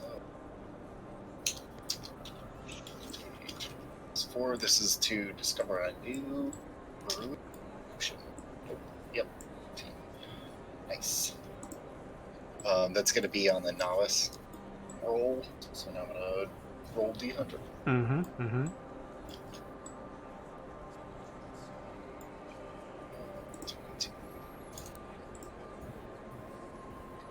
how to make black diffidence. Look it up. Hang on a second. Rules, crafting. What are you doing? Tinkering? No. Came as a brew. Oh, that's right. You're brewing. Gotta make some tea. What was it called? Black diffidence. That sounds nice. Yeah. Black diffidence. This yields 1 pot. Duration is 2 hours. Out of 1 pot, you get 4 uses each. This hot black tea makes you feel meek and humble. For the purposes of movement, you may act as small size. And that's pretty cool, being a giant. Oh, Shit. Cool. Alright. Neat. So you finish that up and regroup with everyone else. Glacé, you return to the ship and tell everyone the lowdown. I'm assuming, Glacé, you're going to go ahead and rest too. Yeah. Okay. As you're resting, Aesop, did you want to contact anybody in specific? yeah. I wanted to contact the 10th pit through the one sending stone that specifically goes to them. Okay, so you're not pulling them up on the monitor. No, I'm just talking to them. I don't need the other group ruining what I got going here. Okay. You use the sending stone, and it's black and obsidian, oval in shape.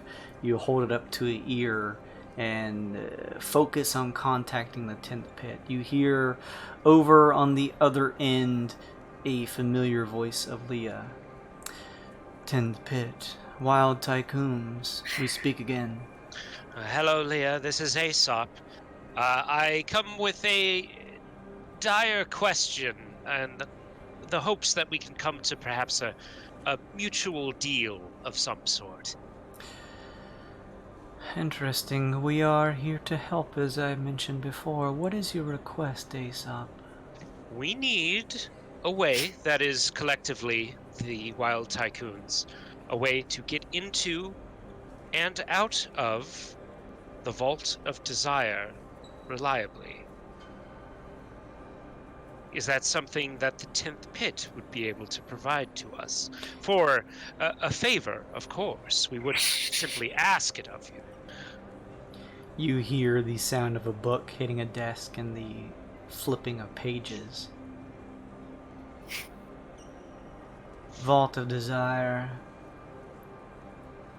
This is within Azagrat. That's the one. 45th? No. 2 more layers. Interesting. This is a possibility. Excellent. However, as we have mentioned before, services are not free.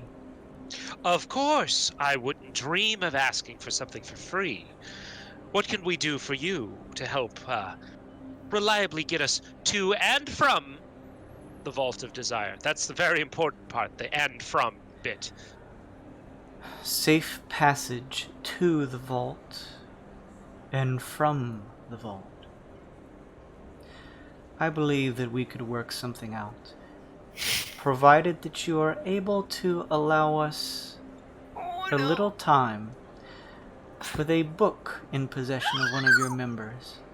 Oh dear. Is there anything...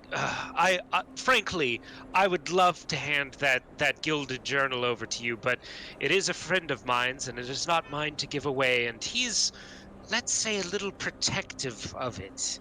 Is there anything else at all that we could possibly provide you? How badly do you need to get to Azagrat? I mean, pretty badly, but my understanding is we have other ways. We were just hoping for one, perhaps a little more speedy, a little more safe from our trusted friends at the 10th pit. You are contacting me through Sending Stone. Are the other members there with you? They are not in the room with me, no. But I could perhaps patch you through to the main screen if you feel that would be a productive use of your time. No, that's not necessary. While I have you specifically on the line, I can offer one other method. Oh? There is an archway within Halcyon. You've used it to travel to us before. If you are looking for safe passage both to this vault within Azagrat and safely back, it is a possibility to be offered. But instead of bringing us the book from Inviti, we would require a little time with a item that you are currently in possession with. Not you specifically, but you as a whole group. I believe you have a mimir.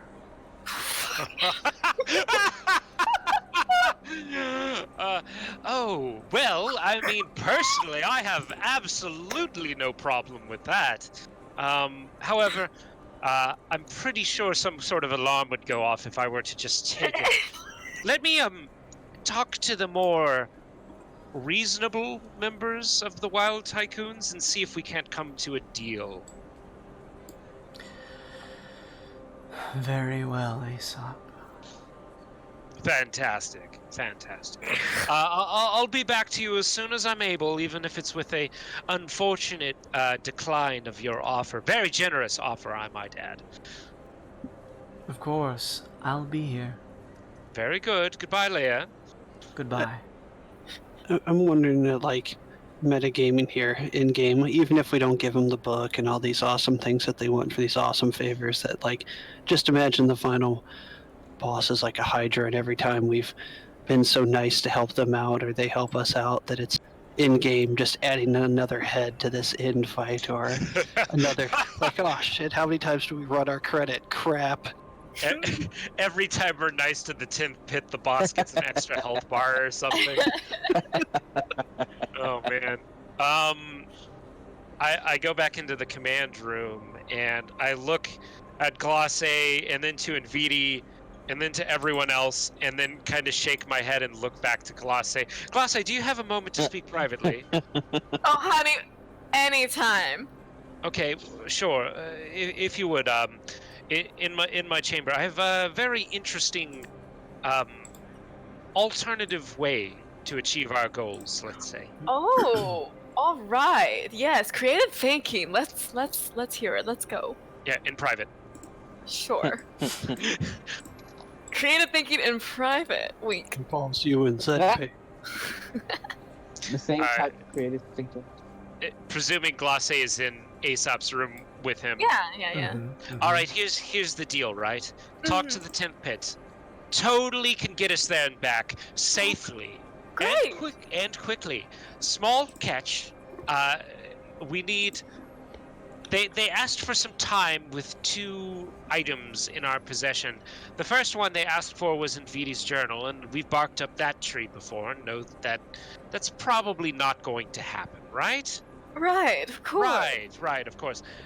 So the other one is, you just let me take the mimir. No. Well, that was awfully quick, wasn't it? I hadn't It even sure finished. was. But continue. Go ahead, continue. You're right, that was wrong of me. Let's hear your... So they just need a little bit of time with the mimir. Mm-hmm. And they're not even going to keep it. They just want a little time with it. Oh, it's kind of like reading a book. That's really important. Kind of like reading a book, right. Right, but instead it's a mimir with very valuable information about things that maybe some of us have done in the past in the Lady of Pain.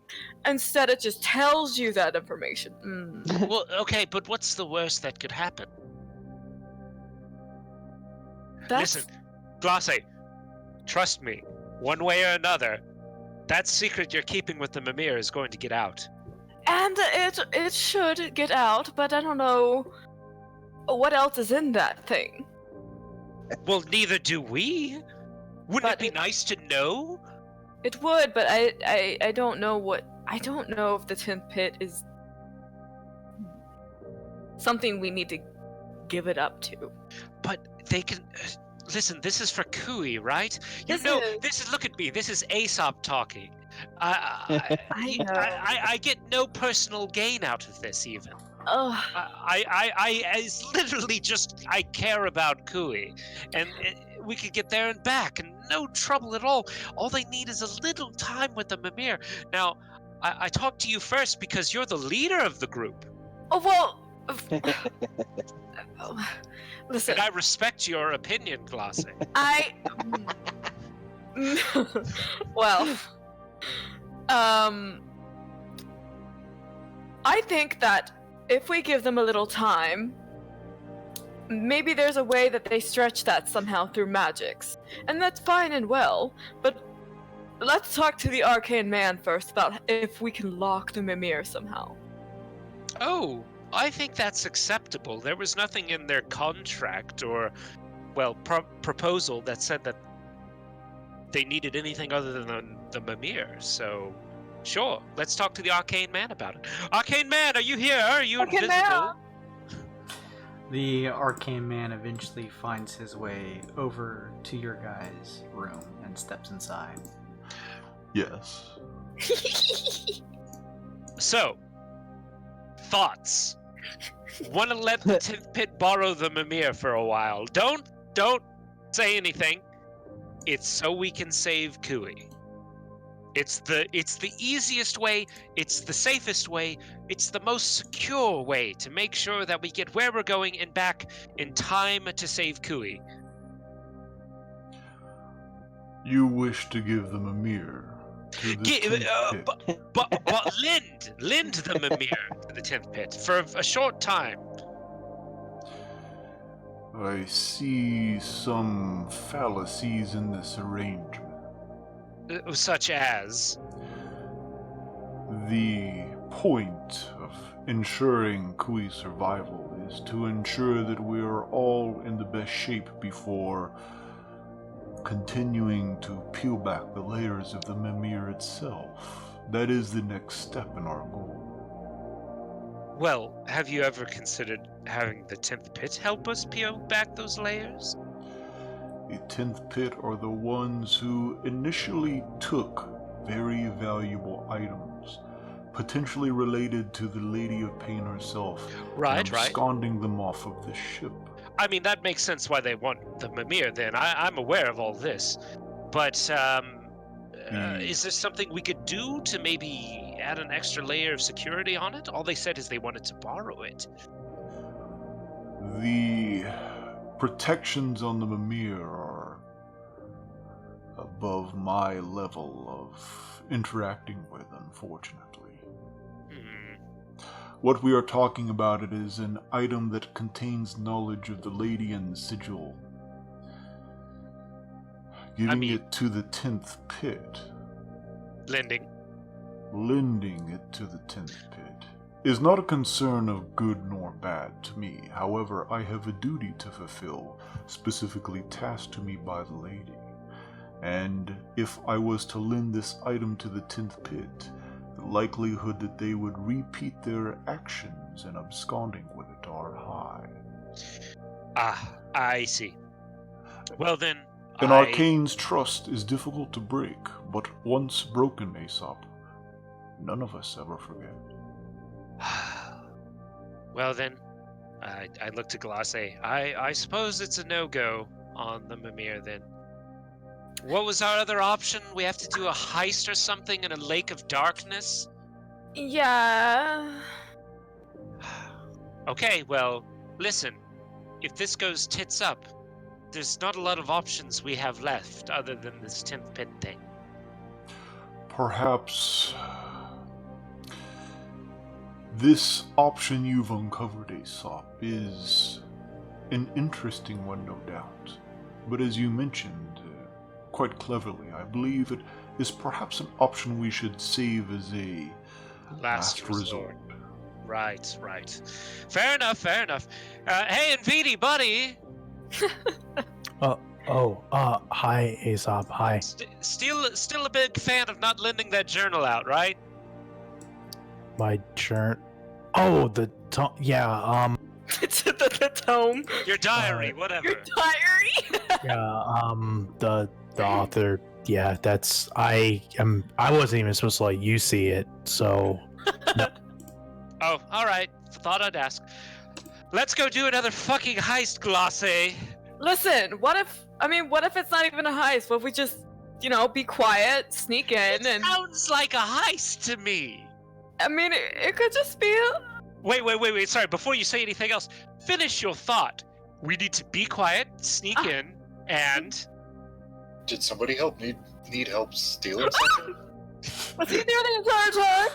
Yes, we're talking on the communicators, yeah. Oh. You look over and Chemo's sitting on the bed. In the corner. Just, I don't know, still. my ears were burning or something. Hey, Kibo, buddy. Apparently we're gonna have to do a heist kind of thing again. Oh, Oh, Yeah. he's a big quiet guy. Can you help us, Chemo? yeah. See, Aesop? Listen, I have every confidence in this group's ability to do another highly illegal thing. I was just trying to find us a shortcut. It was a very important avenue that we have uncovered, no doubt. Indeed. If we do fail this, though, I mean, I don't see any other option, but lending either Invidi's book, which of course we wouldn't forcibly take from you, Invidi. It is your book to give as you see fit. But the only other option we would have is the Mimir at that point. So we can't fail this, basically. At the very least, whatever this alternative method you have planned is, it does not at least mean that we are completely out of options should this fall through. Yes, very good, very good. All right then, Glacé, how do we get to this place? Let's hear it. What did Vampire Boy tell you? It's like a secret bank. Let's see, on the top side of Lux. And how do we get there? And we have to get there. You see, the way there is kind of unclear. Okay. Surely there's a starting point or somewhere, right? Gilded harbor, flip side of the harbor. Flip side? How do we flip over a harbor? Spelljammer? Oh, like it's in space. So it's not like a real lake. It's a space lake. Could be a real lake. It sounded like a real lake. You don't even know if it's a real lake. You guys have seen the lake. It's right next to the harbor. Oh, all right. It's a real lake then. Okay, guys, so we're just going to go ask down by the docks if any fucking sailor on shore leave is going to take us out to the super secret bank in the middle of the lake and let us just root around for a while, huh? We could ask nicely. Well, I guess it's better than nothing.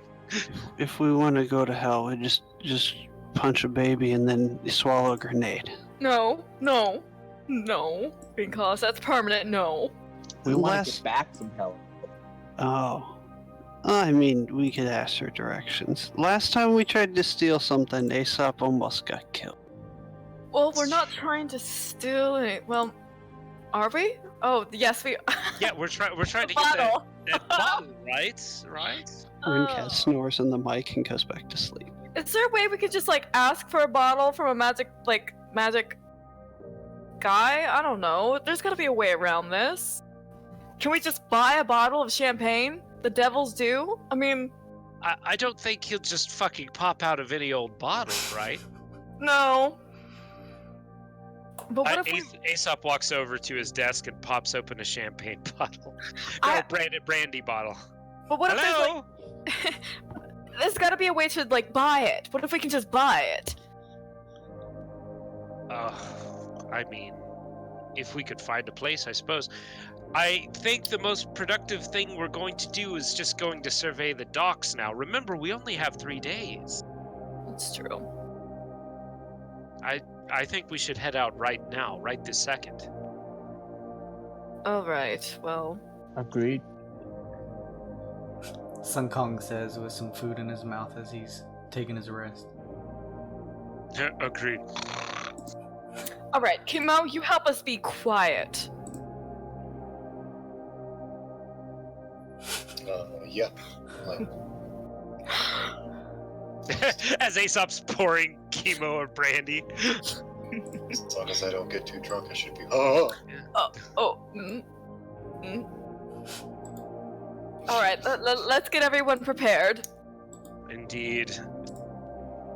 I don't think we can do this fucking Varaxinator thing twice. But Hey. what if we did? Boss, did you just call me boss? Are we? I mean, Rincast, this is all very cute, but aren't they gonna, like, you never return to the scene of a crime, right? You never do a heist with the same disguise. You do for return customers. They are very, very good. They'll know that our work was excellent. We cleaned them out last. I can't believe it, Aesop says as he gets the gas mask out of his backpack. Alright, let's fucking do this. Let's go. I would like, as soon as we get there, to tip my hat and disguise myself to look a little bit different and just change my name tag slightly with like a mark. Hey boss, I'm his brother. How's this work?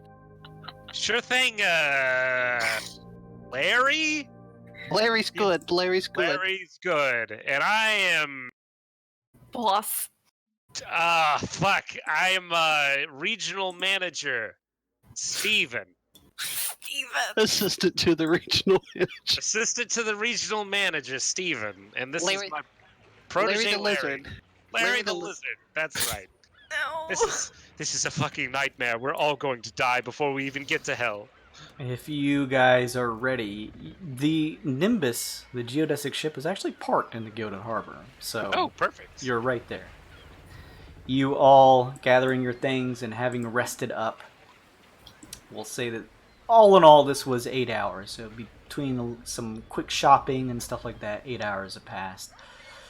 You gather up every necessary thing and with Chemo in tow, head out. As you guys make way, a short jaunt over to the edge of the harbor, you find yourselves surrounded by various others. They are covered in gear that would give you this sense that they probably pilot spelljammers that can both fly through the air and land in the sea, or they very well could just simply be captains of the ships of the harbor itself. If you see various people, so it just comes down to you on if you want to make checks and look for someone in specific, or just kind of run into whoever you run into. It's up to you guys. Well, we need information. Is there like like a bar or something, I guess? You guys notice that there seems to be a male half-elf who is waving off some what look like crew members off of a nearby docked ship. He's dressed in a sailor uniform. You notice a little bit down the way at the pier here, there seems to be a slightly portly gentleman with a bald head, a human-looking character fishing out in the waters. And then down past that, you see a slim female figure who looks like she is dressed in similar sailor garb, but more formal. And she seems to be addressing a few others and pointing at a billboard. Can I try to eavesdrop on what she's saying? Sure. Give me some type of perception check. Yeah, that sounds like perception. Okay, not bad. Oh, well, I'm not trained in perception. Shit. 13. You don't pick up full details of the conversation, but she seems to be giving the others orders around the docks here. She seems to be scheduling things, scheduling when ships are moving in and out, and when things need to be cleaned here and there. She seems to be of some amount of prominence here. She's in charge. She's the one who can get us out.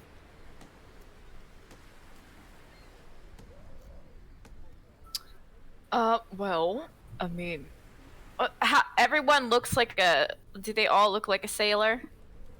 Not everyone. More specifically, the sailor that is waving off some crew off of a ship, and then the female that Aesop has kind of stepped over to, try and do his best to eavesdrop without getting too close. Are there any spelljammers or things that look like submarine spelljammers? You see a few ships out on the waters. You would know, Glacé, that there are plenty of spelljammers that look practically identical to regular ships, so these very well could double as spelljammers. Nothing looks like a submersible to you.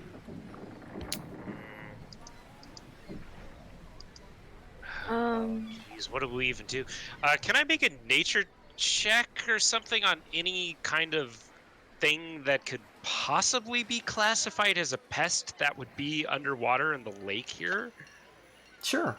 Or just general, like, wildlife under the water here, I guess. Sure. Space lobsters.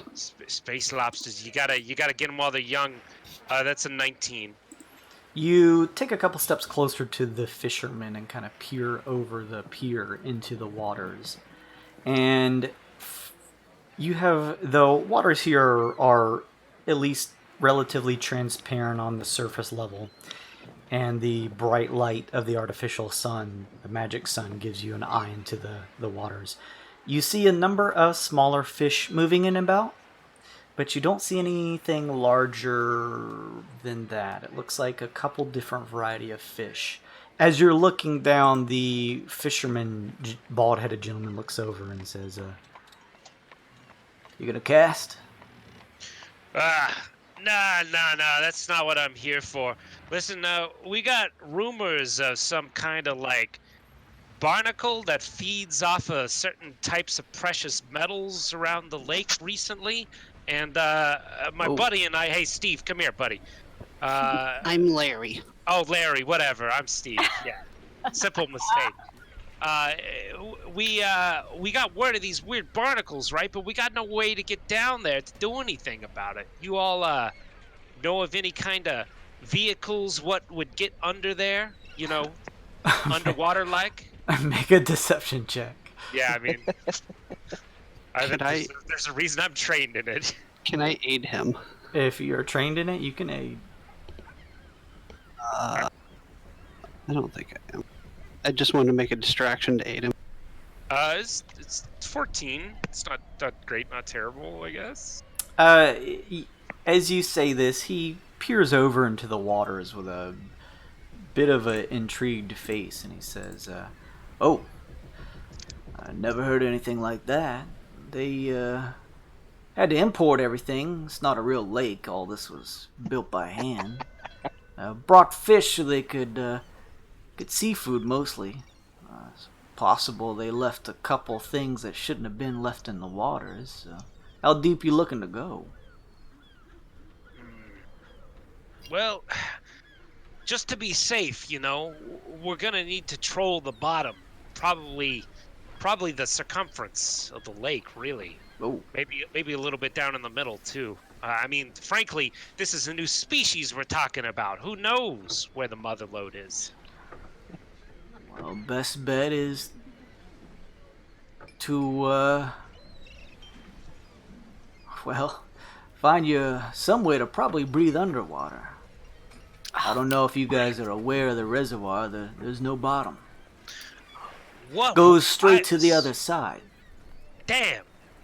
That's amazing. Yeah, all right. Well, breathing underwater, I guess that would be our best bet then. Unless you gotta...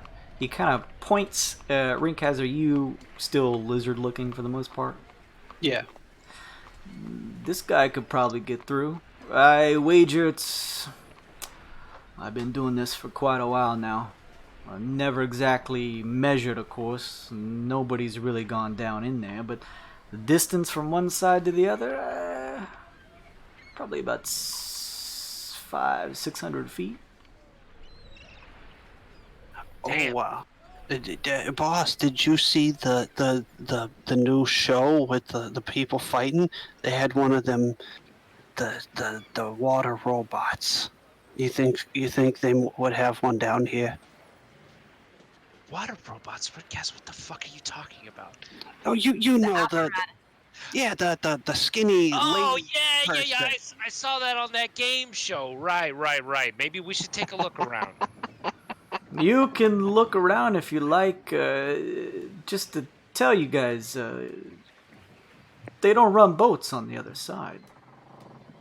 There's no reason for anything to go under the waters. Oh, naturally. Too dark.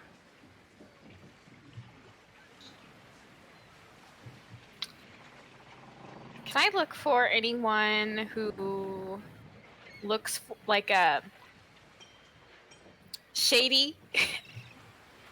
I want to look for someone who looks shady and maybe like, I don't know, demony. I raise my hand. Give me a perception check, Glacé. Assist. And assist from NV. So that's gonna be a total of 17. You peer around, and as you peer around, you notice at the far end of the left side of the docks, where most of the trafficking people and spelljammers make way, there are a couple dock houses. And in one of the dock houses, you see a figure who looks cloaked. You're not sure if it's from the sun. It's difficult to tell their features from the distance. They're probably about 60 or 70 feet away. But they seem to just peer out of the open door of the dock house, peer to the left and right, and then close it. I'm gonna. I think we should talk to that guy over there. He looks like he might know some things. Look at him. Just look at him.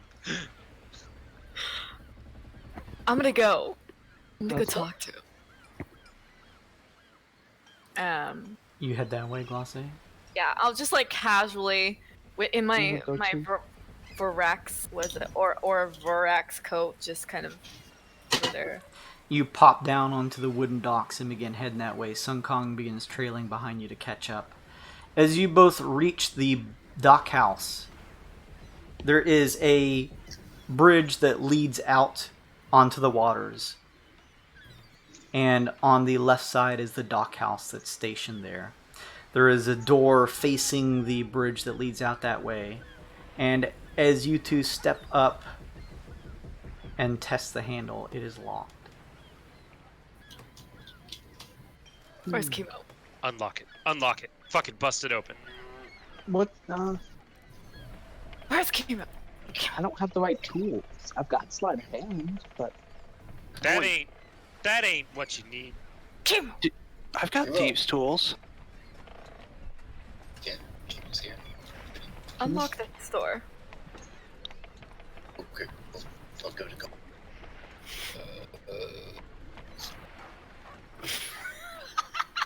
Can I assist? I mean, with this, I don't... I'd say one person just because it's a single lock. 13 total? Yeah. Chemo, this lock is pretty intricate. There is multiple mechanisms and it is made of steel. And as you use your tools to dig around inside to listen for the click, you hear nothing. It's also really small. It's also really small. Yeah, I'm used to them being... Oh no, boss, it looks like there might be one of them there bugs on that there lock. I go to reach for my shot. Shush. This is. Yeah. Pump the brakes there, champ. We're okay with me just... actually, you know what? Go for it. Oh, what? Chemo steps back. Oh. I want to prepare silence as he braces. They spell silence. I haven't even used this one yet. This is called Reaper. It's a blitz kit. It's like a magical shotgun. Yeah. I'll cast it on the door so that when he shoots, make it. Wait, are we shotgunning a door open? Sorry, I just came back. Apparently. Yep. Okay. Things happened really quick. Aesop is standing far away from this. There's nobody looking. Is there? There's nobody looking? Yeah, how discreet are you guys being? How discreet can you be shotgunning a door open? Well, I mean, silence. So we're just standing there. They'd have to be looking directly at it. Yeah, you're big. Stand in front of Rinkaz. Everybody make a... Well, Rinkaz, make a stealth check at advantage. Oh. Can we, like, stand around him? So... Yeah, I imagine you guys are standing around, so that coupled with the silence is going to provide some good cover. But I mean... Oh, God. Oh, thank God. It's Those 27. swipes, dude. With a wave of Chemo's hand and a muttering, everything around you guys silences. And you guys watch the flare of light leave the barrel of Rinkaz's weapon. And you watch... Oh, go ahead. I was just gonna say Aesop flinches as this happens. This entire situation is just bizarre. You guys watch as the door, as well as the lock, is just pelted with a blast from this. What is it, shotgun? Yeah, it's the one I created recently. It's a 2d8 plus 5 necrotic damage. Oh, Splinters my gosh. fly everywhere. Roll damage, Rinkaz. What if there's people inside? Rip. At least we won't hear him suffer.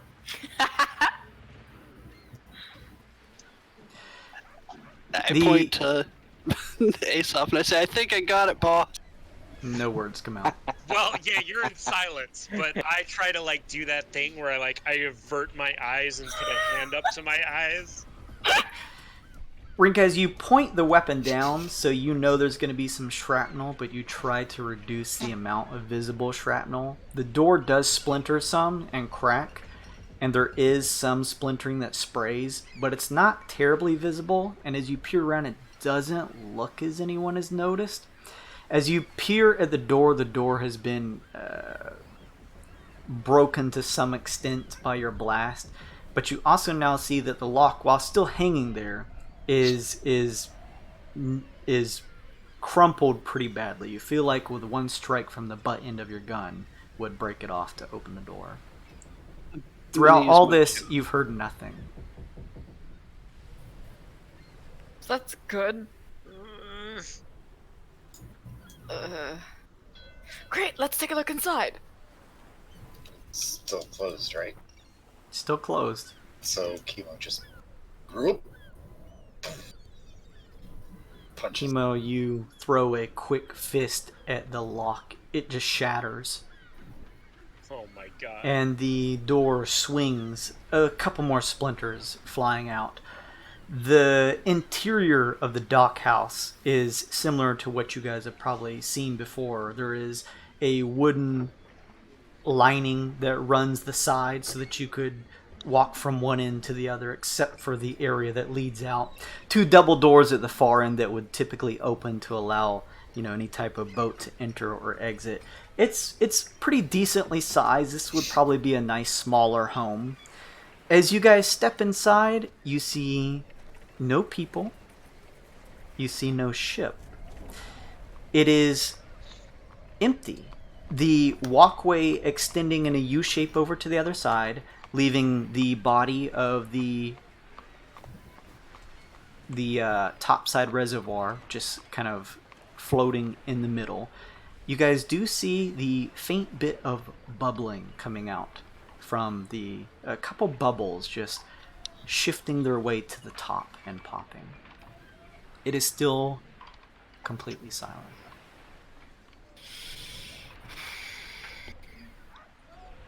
Okay, let's go. Let's go inside. How long does that last, Kimo?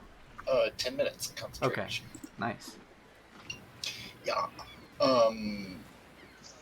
I guess I want to have a quick look around, make sure there's hiding around. I guess investigation. Sure.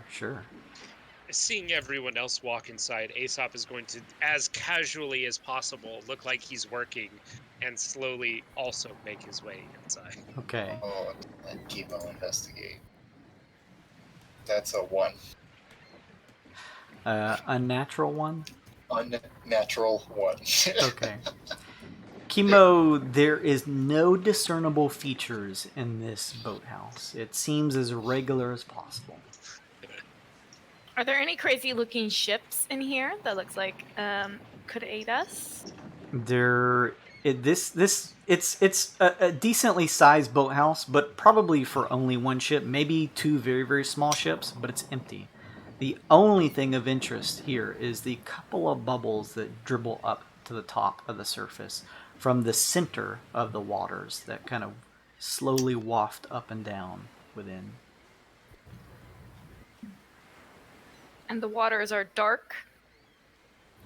It's pretty dark in here, yeah. There's no real visible lighting in this lake house. You know it's pretty bright outside, but the darkness within this boathouse doesn't let you see too deep into the water. You can make a perception check if you wanted to. Wait, where was that guy that I wanted? Is he around here? Nope. But I saw him around here. You saw him enter this boathouse. That mother... How did... Okay. Aesop, you are now catching up with the others and kind of just slowly shift the door open and close behind you. Whoop. I guess I'll do a... Oh, go ahead. No, you could. I wanna look around for that guy, hiding somewhere, I guess. Sure. So investigate? Can I investigate? Yeah, investigation, perception, whatever you'd like. I'm gonna investigate. Oh boy. That is a 12. You peer around. There are a couple what look like corroded crates over in the opposite corner of this boathouse. Other than that, there's not even a door on the opposite side. It is a boring, plain boathouse, and there doesn't seem to be anyone else here. Wait, What? didn't you say somebody just came in here? He did. Yes. Somebody. Jason, you said there was a thing of water in the middle with like bubbles coming up? Yeah, so like the place where a ship would enter through the double doors at the far end of the boathouse to come in and park. It's vacant. There's no boats in here. The only thing of interest besides the regular look of a typical boathouse is in the center of these slowly shifting up and down waters of the reservoir. In the center you see a couple shifting bubbles making their way to the top. You lizards can breathe underwater, right? Go take a look. Okay. I mean, sure, no problem, boss. It's okay. No one else is here. Just go. Oh. That we know of. Be careful, Ringcast. Take one of these. Hiya. Yeah. I am inspired. I run full tilt and just go towards the water. He just runs at the water. I love Ringcast. Ah! Ringcast just like dive bombs into the water. He dives into close to the middle from where he kind of launches from. It makes no sound. Ringcast, you dive under the water. It's a little difficult to see because of the vastness of the water. Behind you, you can see the stone of the wall that makes up the actual sort of like inland area of the dock. Beyond that, it's a little difficult to see. How far down do you swim? Or do you want to make a perception check up here? You could swim deeper to try to see more. I'll swim down maybe like at least 10-20 feet and then do a perception check. Alright, you dive a little deeper, swishing down, and give me a perception check. At disadvantage, because it's a little difficult to see down here. Well, shit. Let's see. Cross my fingers here, folks. Ooh, nice sound. 19? Rinkaz, it's been a while since he's actually had to traverse any underwater areas, but it's like a second nature as you dive down. It is about 40, maybe 50 feet down below you now, but you can make out this silhouette of what looks like, because it's difficult to see in the deepness of the water, the silhouette of what looks like at the front you see 8 to maybe 10, maybe more, what look like slowly shifting tentacles. At the other side you see what looks to be some type of elongated form. It looks like some type of huge, maybe even slightly larger squid silhouette that is slowly, as you peer at it quietly, it seems to be descending directly down. Holy shit. I go twice full tilt and get the living hell out of there. This is an absolute nightmare. I do not like seafood. Goodbye, calamar. You guys all silently see Rinkaz pop out of the water and taking a deep breath. Is the spell silent still there? Unless Chemo wants to get rid of it. I pantomime the same way when I ran into the silence last time. Just screaming at the top of my lungs, turning shades of white, and start walking right past. Chemo kind of gives you a settled down, and then when it looks like you actually settle down, the spell silent. 8 to 10 tentacles. The size, big. Wait, was it, Rinkaz, was it alive or was it a ship that just happened to look like a squid? Didn't you all tell me about a time you were on Relica and came across certain inhabitants of Relica that used giant squid-like ships? Oh my goodness. Yes. Well, was it? I mean, I was too busy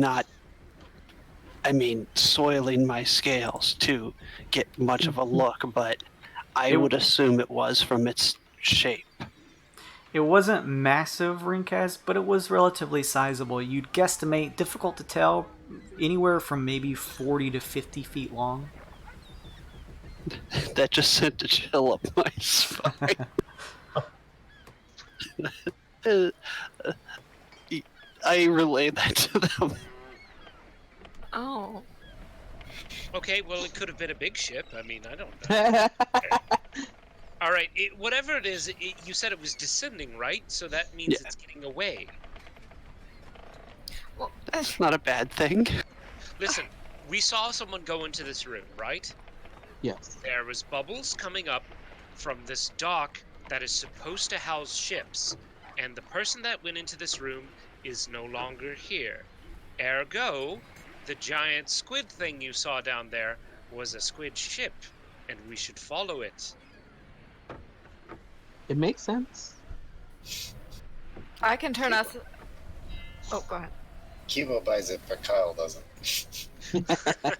Well, let's just do one last look around. For secret doors or something. I don't know. Can I give Aesop wants to do a quick investigation check, but it's just that, like a quick investigation check. Looking for anything out of place? Like secret doors or like footprints or anything that would be like, that's where this guy disappeared to. Okay. Kong's going to try that as well. That's a 25. Aesop, you notice what the other notice, that this is a horribly boring looking boathouse, but, Sun Kong, you have no fucking idea. Your stomach growled a little bit. And it's -1. That's a 0. Sun Kong got a 0. Sun Kong's just picking his nose. Aesop, with that high of a check, you as you peer around, you get the sense, beyond what the others have gathered, that it's almost purposefully made to look boring and just bland, as if to not attract any attention to it, to not draw any eyes. All right, who's got water breathing? let's cast it. Let's get going. We're diving in. I mean, I could turn into an octopus. Giant octopus. We don't have water breathing. Oh, shit. We can get it and then give me about 6 hours and 10 minutes. Oh, it'll be too late. Let's Oh, see. God, we don't really have any other way, do we? Fuck. I'm putting up my spells. Hold on, everyone. What does this liar do?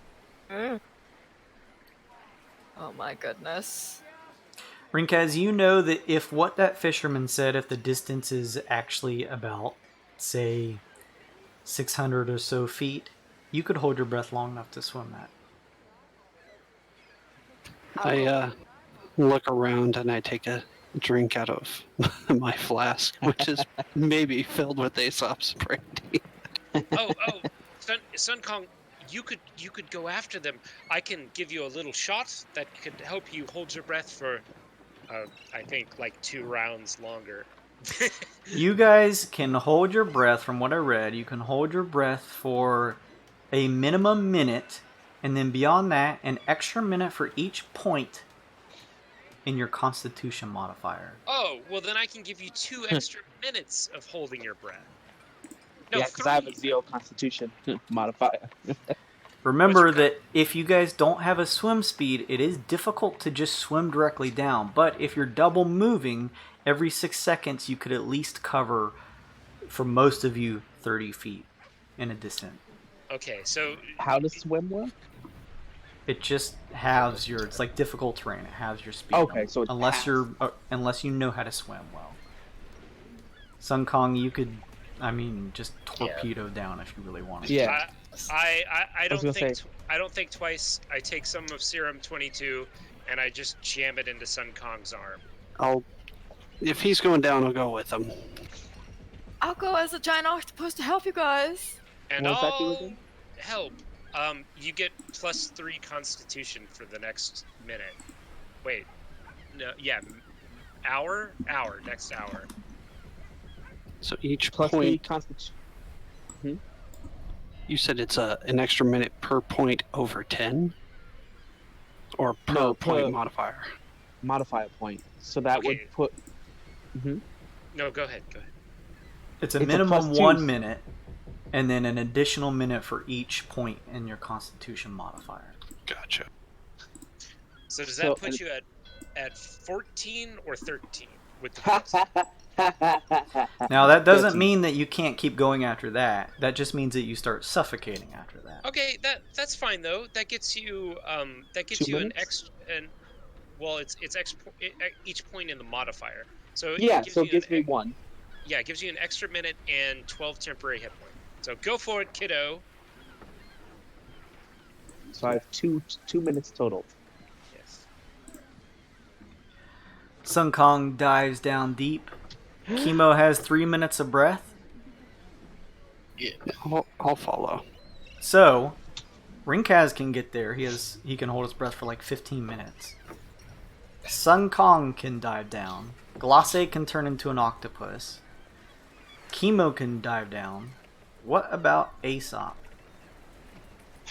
Am I the only one left that can't really? NVD. Hi. And Nvidi? Fuck. Got +3 con, so. NVD, do you know the spell polymorph? No. Shit. Wait. Wait, You're a +3 Constitution, so you're fine. Yeah, he can swim the distance. Yeah. I got have a a plus. +1 I have a breath than I +1 do. Constitution. If you have a Yeah. +1 Constitution, that gives you 2 2 minutes. minutes. So if you can travel every round at 30 feet, that should cover 600 feet. Oh, done. Dunzo. You would be like, breaking the surface, like gasping for air, but you could do it without suffocating. I inject myself with some Serum 22 that increases my movement speed, so that'll help at least. All right. I'm already going 70 still. Well, yours just gives you more con. Mine increases movement speed. Yeah. So I take it you are all descending down into the water then. Let's fucking do this! Glacé, you turn into a giant octopus? Yes. How large does that make you? A large beast. Just large? Okay. Mhm. I didn't find a good critter from just the staple stuff to use, so I'm just gonna make your marker large size. And we'll say that you transform to that size. Okay. And then just keep in mind you're a giant octopus with all of the abilities and stuff like that that come with it, of course. I will put a marker on myself. Hang on to that marker and just save it until I move you, if you don't mind. Because I'm switching maps now. Switching maps. I wish there was a tentacle marker. Well, there's custom markers now, so maybe I'll throw that in there. Although it's not like you do it every day, but maybe I could add that in. Alright, Sun Kong, Chemo dives, Aesop, you dive down, Rinkaz, this is second nature to you, you dive down. Is Jira going with you, NVD? I would think so, yeah. Jira is gonna attempt to hold its breath for as long as it can. Glacé, you transform into what color giant octopus? A big pink giant octobaby. That's very cute. Big pink. Okay, hang on. I'm gonna move the map now. And then they discovered the giant squid was actually a kraken. The end. Man. If you guys will zoom to the right lower side of this map, you'll see yourselves. Guys, we did it. We went the right way. We went a way that Jason had a map prepared for.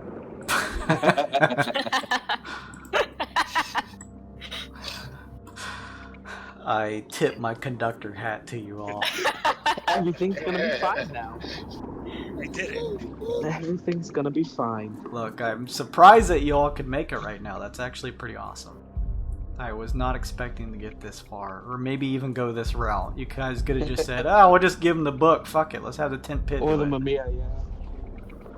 All right. I mean, I would have given up the Mimir in like a fucking heartbeat. But I respect you all too much.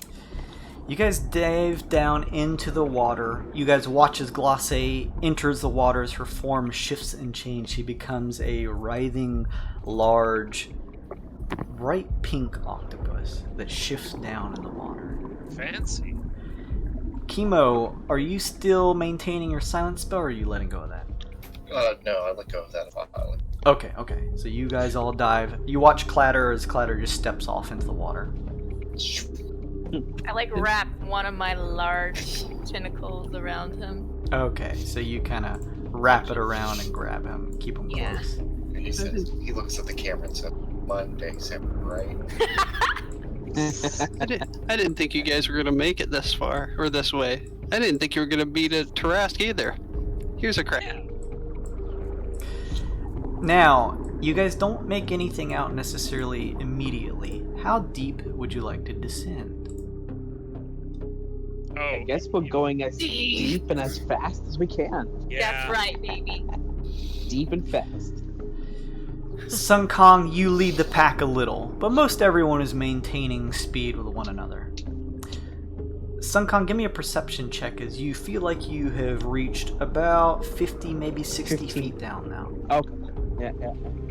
Perception, huh? Yeah, Alright, so and I'm gonna keep your token here just because you are just Okay. straight descending. 1 to 1. With a 21 perception check, Sun Kong, you now see probably 60, 70 feet down from you. It's very difficult to make out. You can just barely make out the silhouette. The water is warm as you all are descending, and it gets darker as it goes down. You see the shifting silhouette of multiple, what look like writhing tentacles, slowly, but shifting around in a tentacle-like manner at the front, and an elongated form at the other half that gives you the sense that there seems to be some type of squid-like creature slowly descending down. As Sun Kong sees this, the rest of you continue swimming and now can make out the silhouette of this thing 60, 70 feet down. Fucking Is there keep any way- booking it. Keep moving, but is there any way to tell if it does look like a ship or a real squid? Any way to tell from this distance? Not from this distance, but if you swim closer. Can I also swim closer with him stealthily? Let's go. Sure. Make a stealth check, Glacé Oh, and yeah. Sun Kong if you'd like. Kipo's Why gonna not? throw some hand signals before he makes rolls. Hold on. Also, as per not Matt Mercer, who am I thinking of? Who's our other DM friend at Wizards? There's Perkins, there's Huh? Crawford. Crawford Okay. let us know that you can actually cast verbal spells underwater. You can do that. You just begin suffocating afterwards. Oh god! Oh no! because Okay. you're letting all the air out of your lungs to do it. But you can do it if you want. So keep that in mind. Actually, So can you do that, Chemo, while keeping... because it's a special spell casting, that's what I have. Give me a second. Can I make a hand gesture to Chemo? Oh, I mean, of course. I, Hey, buddy. I swim as close as I can to him and I show him the light sticks I have. Okay. Kipo holds thumbs up. No, he's not gonna cast it. It just solves the material component. Is Okay. the specialty of it. So, Glacé 17, Sun Kong 12 stealth. You're on mute, Sun Kong. With 12 Chemo's overall? Well, Chemo No. gave us plus 10, right? Or no? No. Oh, okay. So, no, it's 17. Nice. Oh, shit. Yeah, you guys are I have a pretty... plus 5. You feel pretty stealthy. It's pretty quiet under the water besides the just general pulsing of being underwater and the occasional sound of the running water higher above that is growing more and more silent as you guys descend. As you continue descending, it gets a little darker, making vision a little harder to see. You don't see any bottom and you don't see any aquatic life. As you continue descending, Glacé, you and Sun Kong lead the pack and push ahead a little to see if you can get a closer eye on the ship that is below you. Keep in mind that it's below you. What we hope is a ship. You guys get within about a 40 feet distance. You're just not directly above, but close. And about 40 feet down, you can now make out the shape of this squid-like creature. Except from this distance, you can see that there is a slight glimmer, a refraction from what looks to be the fading light of the artificial sun that gleams off of the surface. You get the sense that it's perhaps metallic or maybe even a gold ship. It is excellent. You I notice put a thumb up. you notice a number of what look like golden tentacles writhing slowly at the front as it continues to descend. The slow, occasional trail of bubbles that flit up from various areas of the craft, which you get the sense was what was bubbling in the middle of the boathouse water. You can also see, although you cannot make out what's inside, that on each side of this squid-like ship is what looks to be some type of glass, probably holding some type of either equipment or perhaps even an area where this, which you're assuming Spelljammer can be operated from. We need to go down there, but I mean, I can't really talk to anyone. I start heading towards anything that looks like a hatch that we can get into. You begin swimming towards the hatch, Aesop. You can go ahead and swim up to it if you would like. Oh, Okay. I do that, Jason. I'm following I'm gonna. him. I was gonna say if I want to notice him and follow. Yeah. Now, as you are catching up to it, Aesop, you can swim up to the hatch, but keep in mind, because of the pressure, it's going to take a lot of strength to pry it just freely open. Holy shit. How else? Brave over Glacé. Chemo. Aesop has 19 strength with his armor now. Oh, shit. You do have that big, nasty hand. Yeah. I motioned down to Chemo to help me. Because I'm not trained in athletics. Okay. Yep.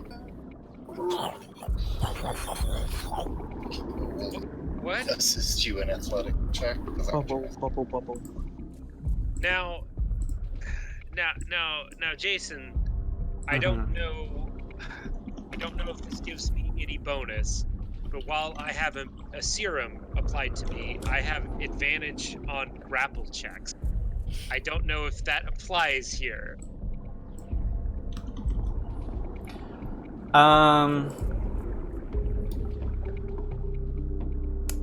I'll say it will give you... I'll say normally this would impose disadvantage, because like I said, you're just trying to pull it against some pressure, which, you know, like in real life this would be like impossible. This is fantasy land though, you're using your monster arm, so this will make it a neutral roll to pry open. Okay, that's something. Is Chemo helping me? Yeah, and this is an athletics check, because if so, then I'll just give you advantage on top of it. Well, you can't, advantage and disadvantage cancel out, so you have to help me by also rolling. Oh, okay, then I'll do that. I'm gonna use an inspiration because fuck. Good idea. Wait, can I use inspiration, Jason? Because I already canceled out disadvantage with advantage. No, you can. I'll let you use it. Okay, cool. Yeah, I'll definitely use my inspiration for this then. Okay, here we go, fam. Love you. Oh, that's 21. What? 24. And a 24! Woo! Woo! Chemo, you catch up to the other side and attempt to pry open the door that would allow you guys to enter. You twist the top, and both of you pulling, you brace your feet against the gold craft and try to peer through the glass. You can tell it's glass from the very, very subtle refraction of light, but it's way too dark at this depth to tell exactly what's inside. You both, pulling together, feel the tension, and as it begins to shift, you hear this suction sound and the screech of what sounds like golden metal. As the door opens, you can hear the sound of water rushing inside. I guess I try to usher everyone in. It's not like we can plan for what we're doing because we can't talk. Yeah. We'll just follow. I think we would follow you. Yeah, Chemo puts out a hand to whoever's coming next. Just kind of feed you in through. Grab on. I put a hand back as well for someone to grab on. Who enters first is my question. I guess Ring has, unless Glacé wants to squeeze in as an octopus. I think Glacé is going to stay on the outside, attached to the outside as an octopus for now. Oh yeah, because you can. That's great. Yeah, because also, imagine if you were in a submarine and then something pried the fucking bulkhead open and a giant octopus came in first. You would No thanks. And I need a cleanup. Ring has your first. Aesop, you can hear the sound of rushing water inside. Do you guys wait for the inside to fill, or you just pop in? No, I'm gonna try to fucking pop in. You pop in. There's water rushing inside, filling it fast. You feel like in a turn, it's gonna be filled with water. You can already feel it lapping up against your knees. As you descend down, the just stream of water hits your back. Give me a dexterity saving throw, not to fall prone. Oh, I can do these. Yeah, I can do these just fine. Why did I say anything, though? That always jinxes me. That's a 22 on Dex. That's not bad. You're able to maintain your position and keep standing straight. And as you peer up, you notice you can't see what's behind you because of just this pouring of water. But in front of you, you can see 2 seats at the sides that make up these areas where these glass domes are. They seem to be seating of some type, and they almost look Spelljammer in nature. The front of the ship, you can almost actually see the shifting of the tentacles where they connect to the craft. But directly in front of you, you see a creature that has stepped up from one of the seats to the left side. As you peer at it, it looks like a medium-sized frog creature. Oh no. Oh no. Oh no. But it has a mouth lined with razor-sharp teeth and 2 bulging eyes. Its back covered in spikes. And the other seat, you see a figure cloaked in a hood, and it peers towards you with a very gaunt-looking, almost taut-skinned, it almost looks like a skull that peers quickly at you and then raises a finger your way. Move back, Sun Kong. I said I went up with them. Okay, I'll let you move a little bit. How about we'll move here? I pop in like Obi-Wan Kenobi. Hello there. As you see this Aesop, I need everybody to roll initiative. I'm so fucked. Oh my god! Take a deep breath, hop out of that thing, and let those bastards drown. That one's a frog. It might not even drown. The other one needs to. That thing's terrifying. What am I doing? Oh, initiative. Where is my initiative? Oh, of course. I'm a giant Excellent. octopus. Glub, glub, glub. My initiative as a giant, is there initiative for? Yeah, it's your Dex mod. Okay, thanks. So that sucks. Table talk. How happy are you, DM, with a underwater drowning battle? We'll see after this match. We'll see after what happens here. Okay, so icon time. I am currently equipped with a mutagen that gives me a bonus to dexterity and advantage on grappling. Oh, sorry. I need to add your guys' tokens. Yeah, that'd be nice. Sorry. I was like, he'll add him eventually. Yeah, he's thinking the same thing. You forget. Watch this. I'm an idiot. This to the turn order.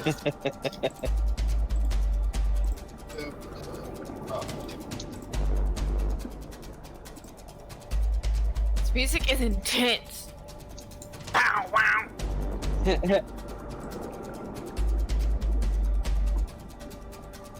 I don't like that undead looking guy just pointed at the Aesop. I'm just saying. Yeah, I don't either. Rankaz, what's your dex mod? +5. Alright, you go ahead of me. If I can breathe as they start posturing towards me, I'm on the turn order twice. Yeah, So am I. I'm What? Oh. Alright. That just means you get to go twice per turn. No. Take 2 turns. No. Hell yeah.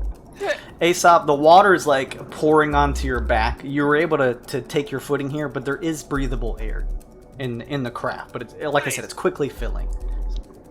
Okay. So at the end of this round, you feel like because of the amount of water rushing in at this depth, that it's gonna be full. Okay. Knowledge checks are free. So Knowledge checks are free. are these demons? Can I make a nature check on them? Does that work? Yeah, absolutely. Okay. Sorry, I'm also doing a macro for my new bond at the same time. That's a fucking 24 on nature, guys.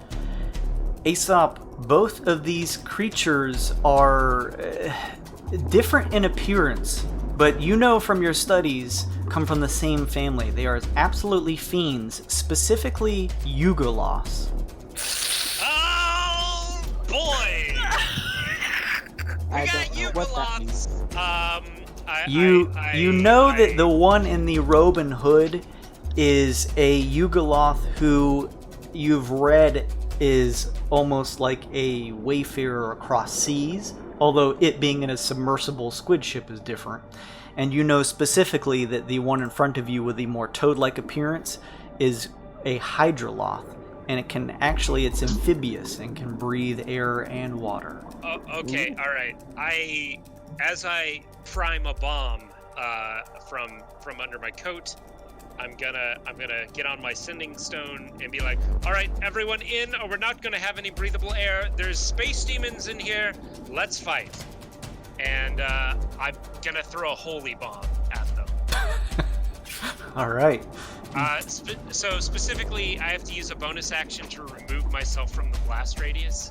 Does before you go, does Jira want to do anything? Oh yeah, sorry. Go ahead.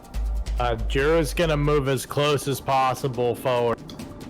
Okay, so remember, in action. Keep in mind, it's difficult terrain while you guys are swimming.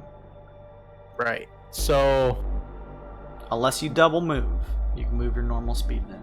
So Jira can move 15, but has fly of 60. Which do you take? That would normally work, but you can't fly underwater, so it's normal movement. Oh, that poor baby. He's gonna latch on to me. All right. Just wanted to make sure. Okay, so you keep going. I just realized that. Okay, so I am adjacent to this guy, right? You are right next to both of them. You kind of like popped in, were like, "What's going on?" and look up to meet the eyes of these two right in front of you. Fuck! I can't throw a bomb. I'll have disadvantage. I guess I'm gonna attack this frog man. All right. So my bonus action is going to be applying Firebrand to my weapon. And, well, actually, sorry, Jason, I'm trying to get my lay of the land here. It's okay. Do I have space to move backwards? The rushing water's behind you, but you could move behind one space and kind of be out of its way, yes. Okay. So, everyone sees a flash come from inside the hull, and I pocket sand! I use my flashbang to move backwards where... You jump behind the rush of water that is pouring in here and nearly double over on top of a number of crates and supplies that look like they're behind you. Alright, now we're gonna toss the holy bomb at this guy right here. Alright. That's a 25 to hit. That is gonna hit. That is 21 radiant damage to him. Does it seem particularly effective against him, or is it just damage? It throws up its webbed, clawed hands and certainly looks like it is damaged from the blast that explodes from your toss. It doesn't look like it's particularly effective, but it certainly deals damage. And this guy has to make a dexterity saving throw, DC 17. Okay, let's see. How much damage was it to the critter? To this guy was 21 radiant damage. 21, okay. Alright, okay. This isn't Meaty's power! I used from taking a lock of his hair! And you said a dex check from the passenger sitting next to him? Yep. Alright. DC 17. He is going to attempt to make that. Hang on just a second.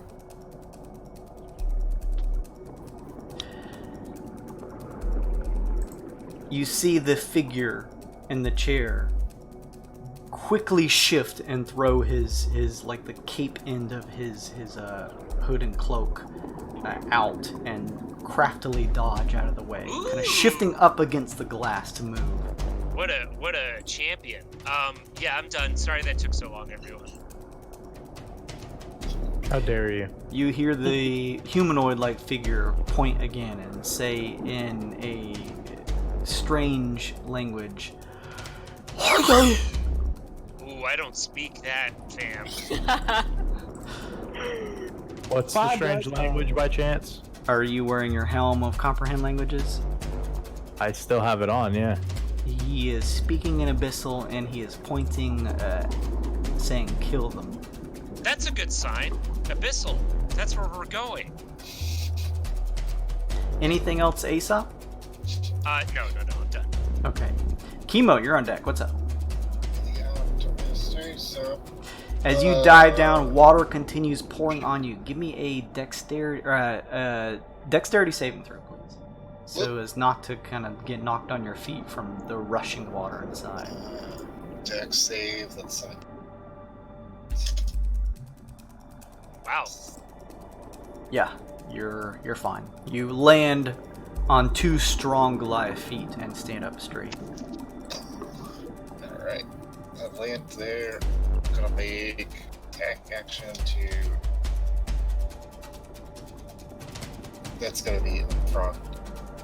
Up and head. 15 overall or 10? 10. 10, the Hydroloth quickly shifts, dodging out of the way. For the second attack action. 25 to hit. That's definitely gonna hit. Yeah. Then I'm going to use a bonus action to flurry of blows on it. Which hopefully this works. Look at all those numbers loading. Woo! Whoa! Nice. Crap, motherfucker! It's pretty good. So that 10% excitement. Oh, 16, no. 17, 16, 28 overall. 28 damage Piercing, overall? otherwise. Yeah. 11 You got piercing. magical fist, don't you? That was it. Your fists are magical for monk. Oh, correct. Yeah. Yes. Yeah. Okay. They just count as making magical sure. weapon. You deliver a series of blows into the toad-like creature in front of you. It shrieks as it is pounded in the face by your fist. And the last strike is a little special. I use my stunning strike on it. It has to make it con saving. Yeah. Lasts until the end of my next turn. Then there's your stun effect. A con saving throw. What was the thing that it had to meet? 14. You make a strike against its stomach, but it kind of throws its stomach at your punch and it bounces back at you. It is not effective. Hardy boy.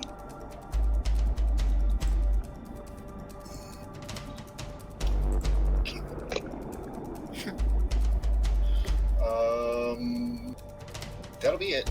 Just stand here to block their kind of path. Okay. Glacé is next on turn order, but she's not in the...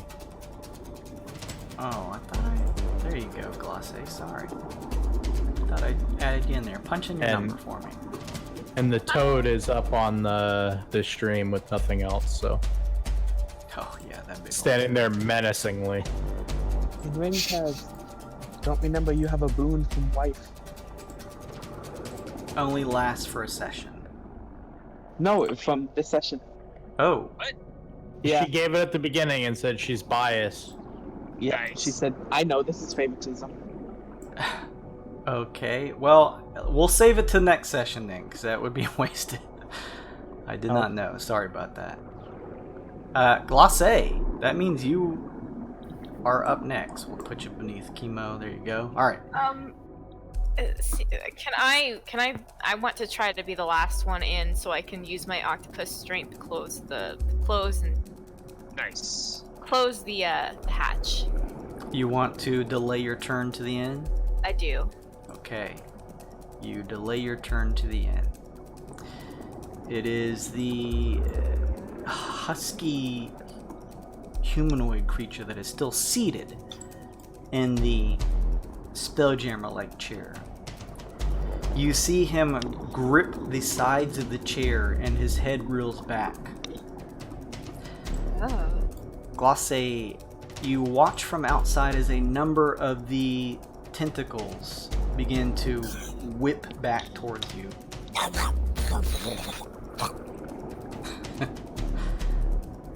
Does a 13 hit AC? It sure does. Oh no. Alright. It smacks you for 6 bludgeoning damage. Okay. Another one goes and attempts to strike at you. That's gonna hit if the other one did. This one strikes you for 4 bludgeoning damage. A third one comes down, and that's gonna be 17 versus AC, that'll hit. It strikes you for a massive 3 bludgeoning damage. That was almost a crit with the 4th and final strike. And it smashes into you for 9 bludgeoning damage. Well,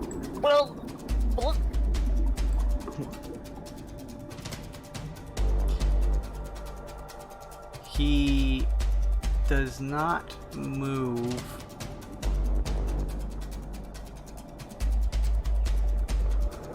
Rinkaz, it's your turn.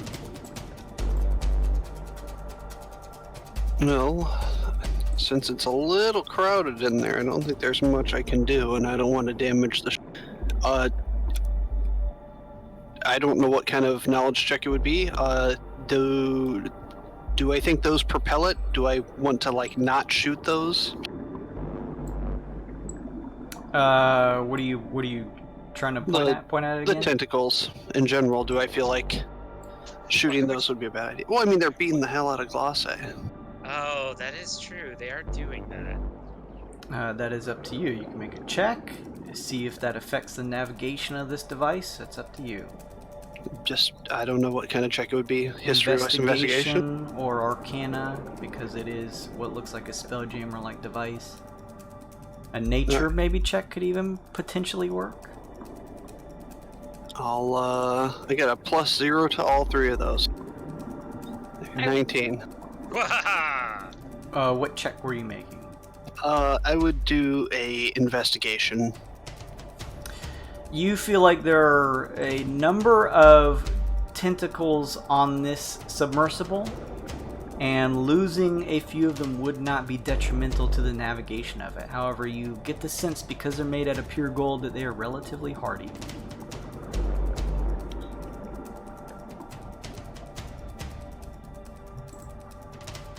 I think the best thing for me to do is take my movement and use my action to help assist with the door.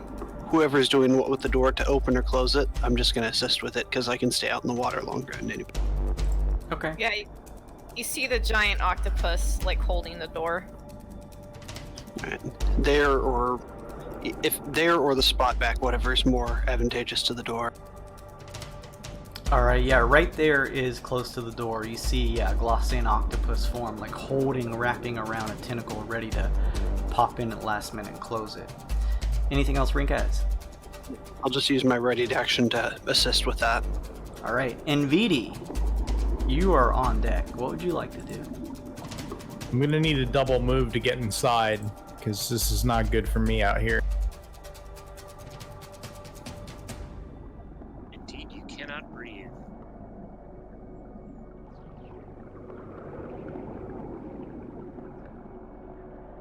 As you shift there, you can see that the water is pouring inside. However, you see also that there are too many individuals inside between Aesop, Chemo, and whatever that toad-like thing is in front of him. You wouldn't be able to squeeze in just yet. Oh, that's bad. Yeah. We can't all fit.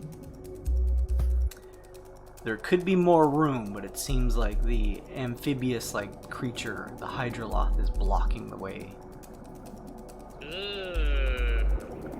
Well, we gotta rush past him, because I mean, I'm sure we noticed down here that it's cramped and we still have people topside. I say that out loud, basically. Yeah. Can he hold the rest of his movement? No, that doesn't make sense. So I double moved, and I'm technically at the threshold, I guess. You could technically move up one more square. There you go. Yeah, but I'm covering Aesop. I'm just trying to. Yeah, we can say that you're over top of the area where Aesop is. Yes. Yeah, Okay. that's fine. I can still select myself if you're on. Ready to swim in if needs be. So there you go. If you hold Alt, you can kind of push yourself up too. I didn't know that. Thank you. There you go.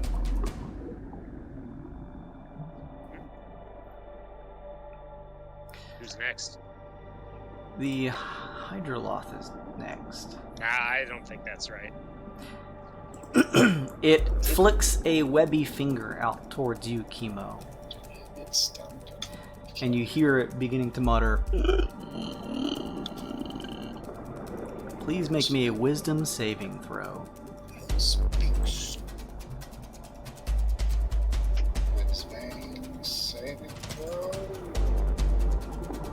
Yeah. 11? Yep. You hear this whispering in your ear, Chemo. A infernal voice in the back of your mind. Aesop, you watch as appearing around the top of Chemo's head is a twisted crown of jagged iron that grows. Oh, I don't like that. Oh no. Chemo should know what this. I mean, Kyle should know what this is. Yeah. Hey, no, does that work? Even if he doesn't understand language, the spell? I guess it does. Yeah, it's like a charming like effect. Trying to be cheesy. I don't know. Charles, no. Can I counterspell it? That may be a little much. You gotta, so for future reference, you gotta both see it being cast, and it can't finish being cast. You have to do it as they're casting the spell. Alright. But good to know. Let's see here. I just want to double check something. Okay. We're gonna get beat up, y'all. Now we're good. Everything's great. Kibo go first. Kibo dying. The party saved Kibo.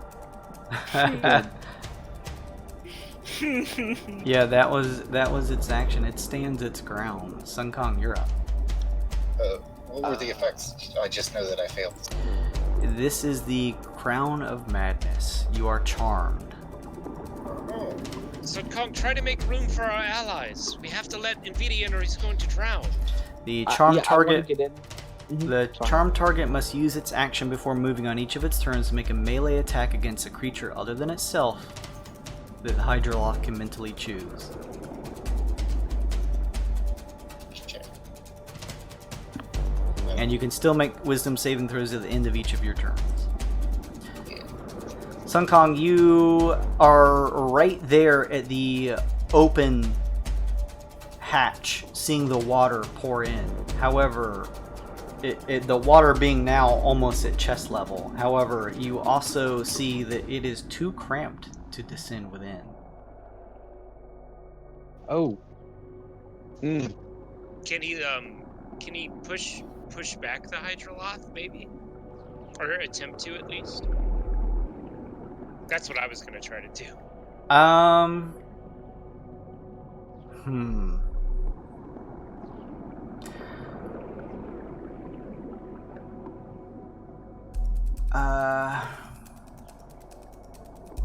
You can attempt to slide in Sun Kong and push Chemo into the Hydroloth.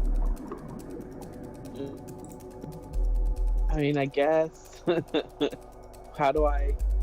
Acrobatics or Give me a strength check. strength? Like a strength athletics check. Athletics? Okay. Athletics is cool.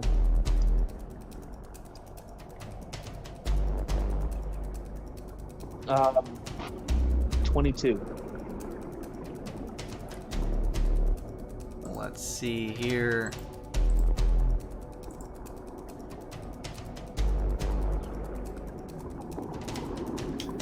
All right. Give me a. You're able to slip inside and use your monkey-like feet to push Chemo into the Hydroloth that pushes it forward a space and make room for you to slide in. Okay, so I can. The Hydroloth bumbles back, and Chemo kind of is pushed forward. You notice there's a madness that wells within Chemo's eyes, and you notice now the crown of jagged iron that sits atop his head. You are adjacent to this gaunt-like looking figure sitting in the seat, one of these seats. Well, I can't reach the Hydroloth, and I don't. I'll just attack this guy. All right. Fuck him up. We'll finish this round, Chemo, and then we'll call it. 25. That's gonna hit. I'm gonna give him a stunning fist. So DC 15 was he stunned. What is the save? I believe it's wisdom. Why can I never find it? Constitution. Constitution. Do it. You smash a fist into the back of the Yugoloth, and you watch as his body stiffens up. That's good. That is very stricken good. by your strike and frozen in place. Alright, so I get 2 attacks per attack action. So it's auto. No, what happens when he's stunned? I get advantage. That's You get it. Right? Temporals have Yeah. advantage, and you automatically all right. So those 2 hit. So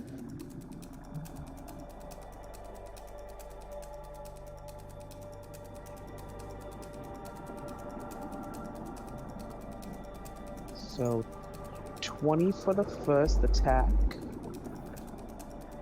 Second attack.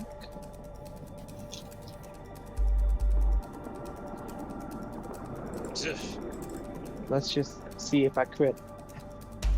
Because why not? Oh, there it is.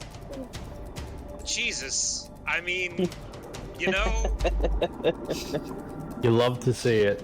I do actually. What is the damage total so far? Hold on. So far it's 20. This damage is gonna be. So it's just I roll twice and then, but only add modifier once. So 8. So 34, and then my last.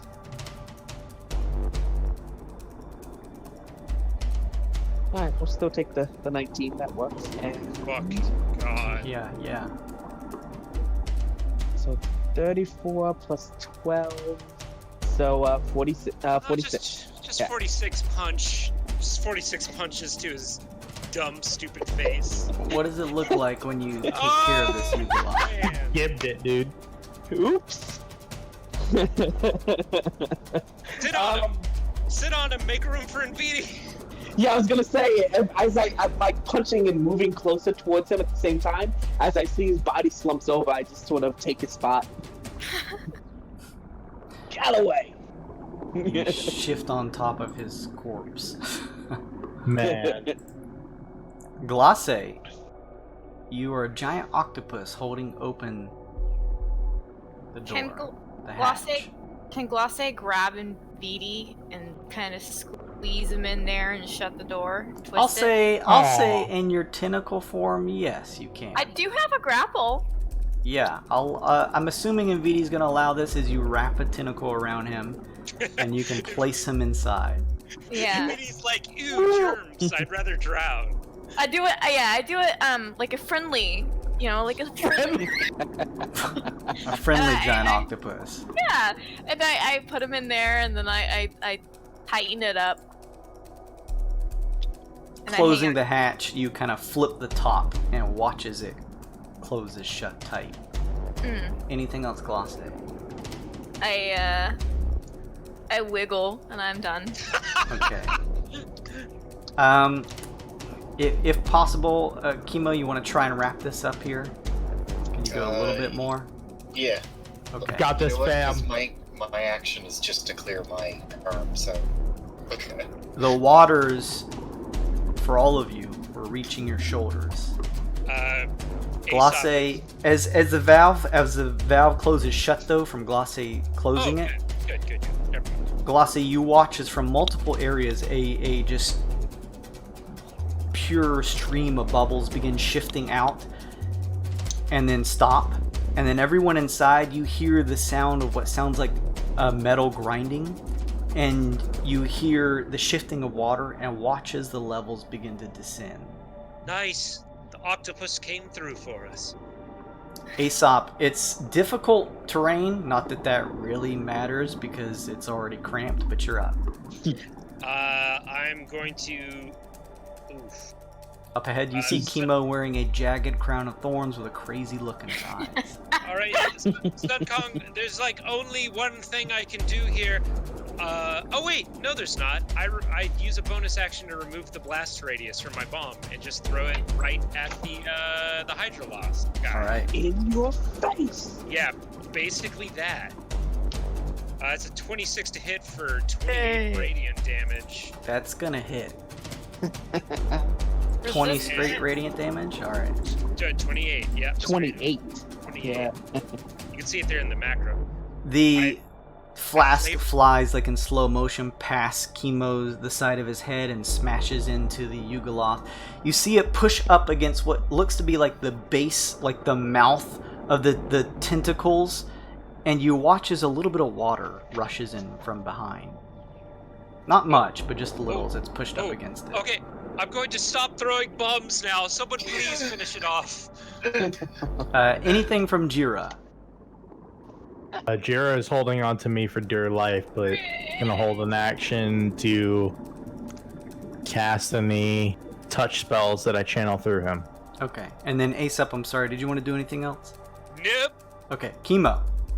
Before you do anything, I need you to make a melee attack against Envidi. No. Kiva instantly shakes it off. Oh, he has stillness of mind because he's a monk. You Yes, focus, he is. and Sun Kong, you watch as the thorns slowly begin to shift and crumble off of his forehead. You see this as well, Aesop and Envidi. The Hydroloth grips the sides of the gold squid and growls at you all with its sharp teeth. You're up. Oh no. What? Well, he had to use an action to remove the charm. Oh, okay. Yeah. Yes. And then I could use my bonus action to kind of like dodge, I guess. But I'm gonna only use that to kind of back away and get people.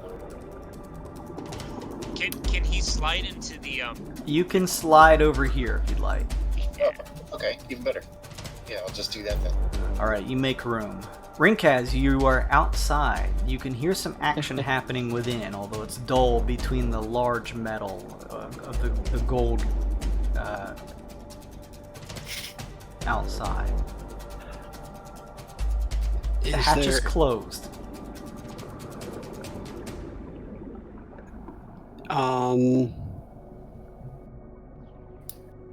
You can now just make out what looks like Chemo shifting into the left side of the glass. Is Glacé still out there with me? Yep, Glacé is still next to you. Later, I'm Kyle. gonna point to her and just give her a hand gesture and do the same thing. I mean, there's not much really I can do here, so I'm just gonna hold my action to hop inside if it comes back open, or if I feel like it's safe. If not, I'm just gonna hold on tight and wait. Okay. You do exactly that. Envidi, Chemo has shifted to the side. The waters is now draining and is about at waist level. In front of you is a nasty toad-like looking fiend. Fuck him up. Okay, I will use Sacred Flame.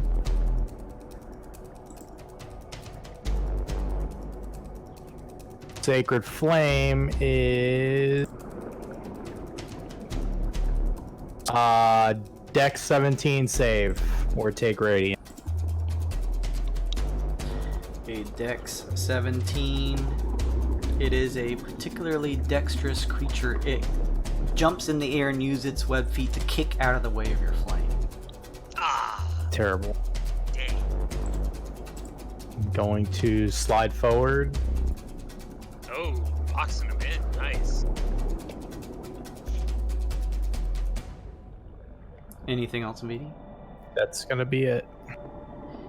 You guys watch as the Yugoloth turns to see Sun Kong shifting over the dead body of the gaunt-like Yugoloth on the right side of the seating. It looks to each of you and then turns around and begins pushing into the center of where it looks like the base of these tentacles are all forming. Water begins to pour in and splash around, and you watch as the Yugoloth pushes outside. What? You watch as its body shifts through the tentacles, and its web-like frog feet are the only things left before they pop outside. Now, do Sun Kong and Chemo, and I guess Meaty, get opportunity attacks? Yes, they do. I'll roll for Chemo, because he had to leave. So just basic melee? Basic melee if you want. Eldritch Blast is an attack, Jason. No, it has to be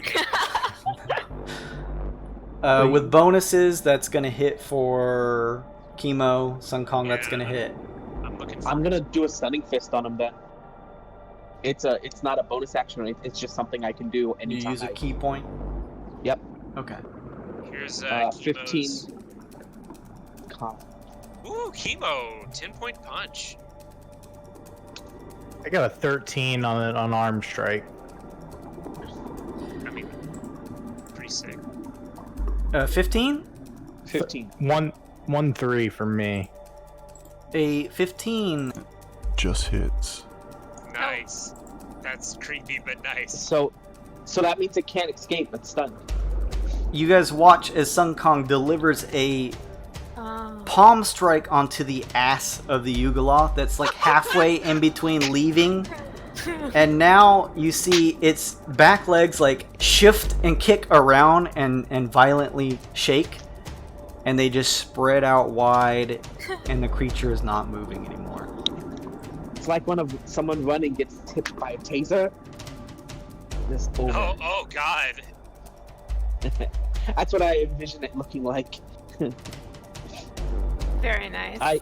It's prone. We can kill it now before it can escape. Sun Kong, you are up. Oh, definitely. Dead. I will attack him. You shift here. Yeah, sure, wherever I can. With advantage, of course. Oh, that's nasty. 25 hits, I'm assuming, right? Gonna hit, yes. I would activate. I love you, buddy, but these should have been macroed like a million years ago. I don't know how to do any of this stuff, man. Didn't Kyle give you like a macro? Kyle gave you a bunch of macros. He gave me the one that I'm using for the damage that we roll second die on. I guess that's better than nothing. We'll get him decked out. All right. We'll pimp Just his make him ride. for me and I'll put him in. Alright, so this Dead. 14.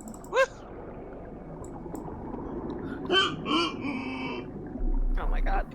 Get that crit. Come on, roll. There it goes. That's a hit. 23 still hits though. Checking to see if the credit card is on file before it returns a number. Another 14, my 28. God. Sweet Oh. Christ. That's gonna hit. Oh. Okay, 9. so 37, second attack. Oh my fucking god. Well, we know 15 hits. 15 That's gonna hits. hit.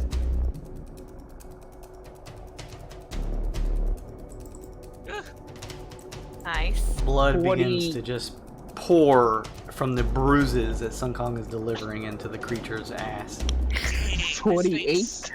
This thing is still just bloody. 21 hits.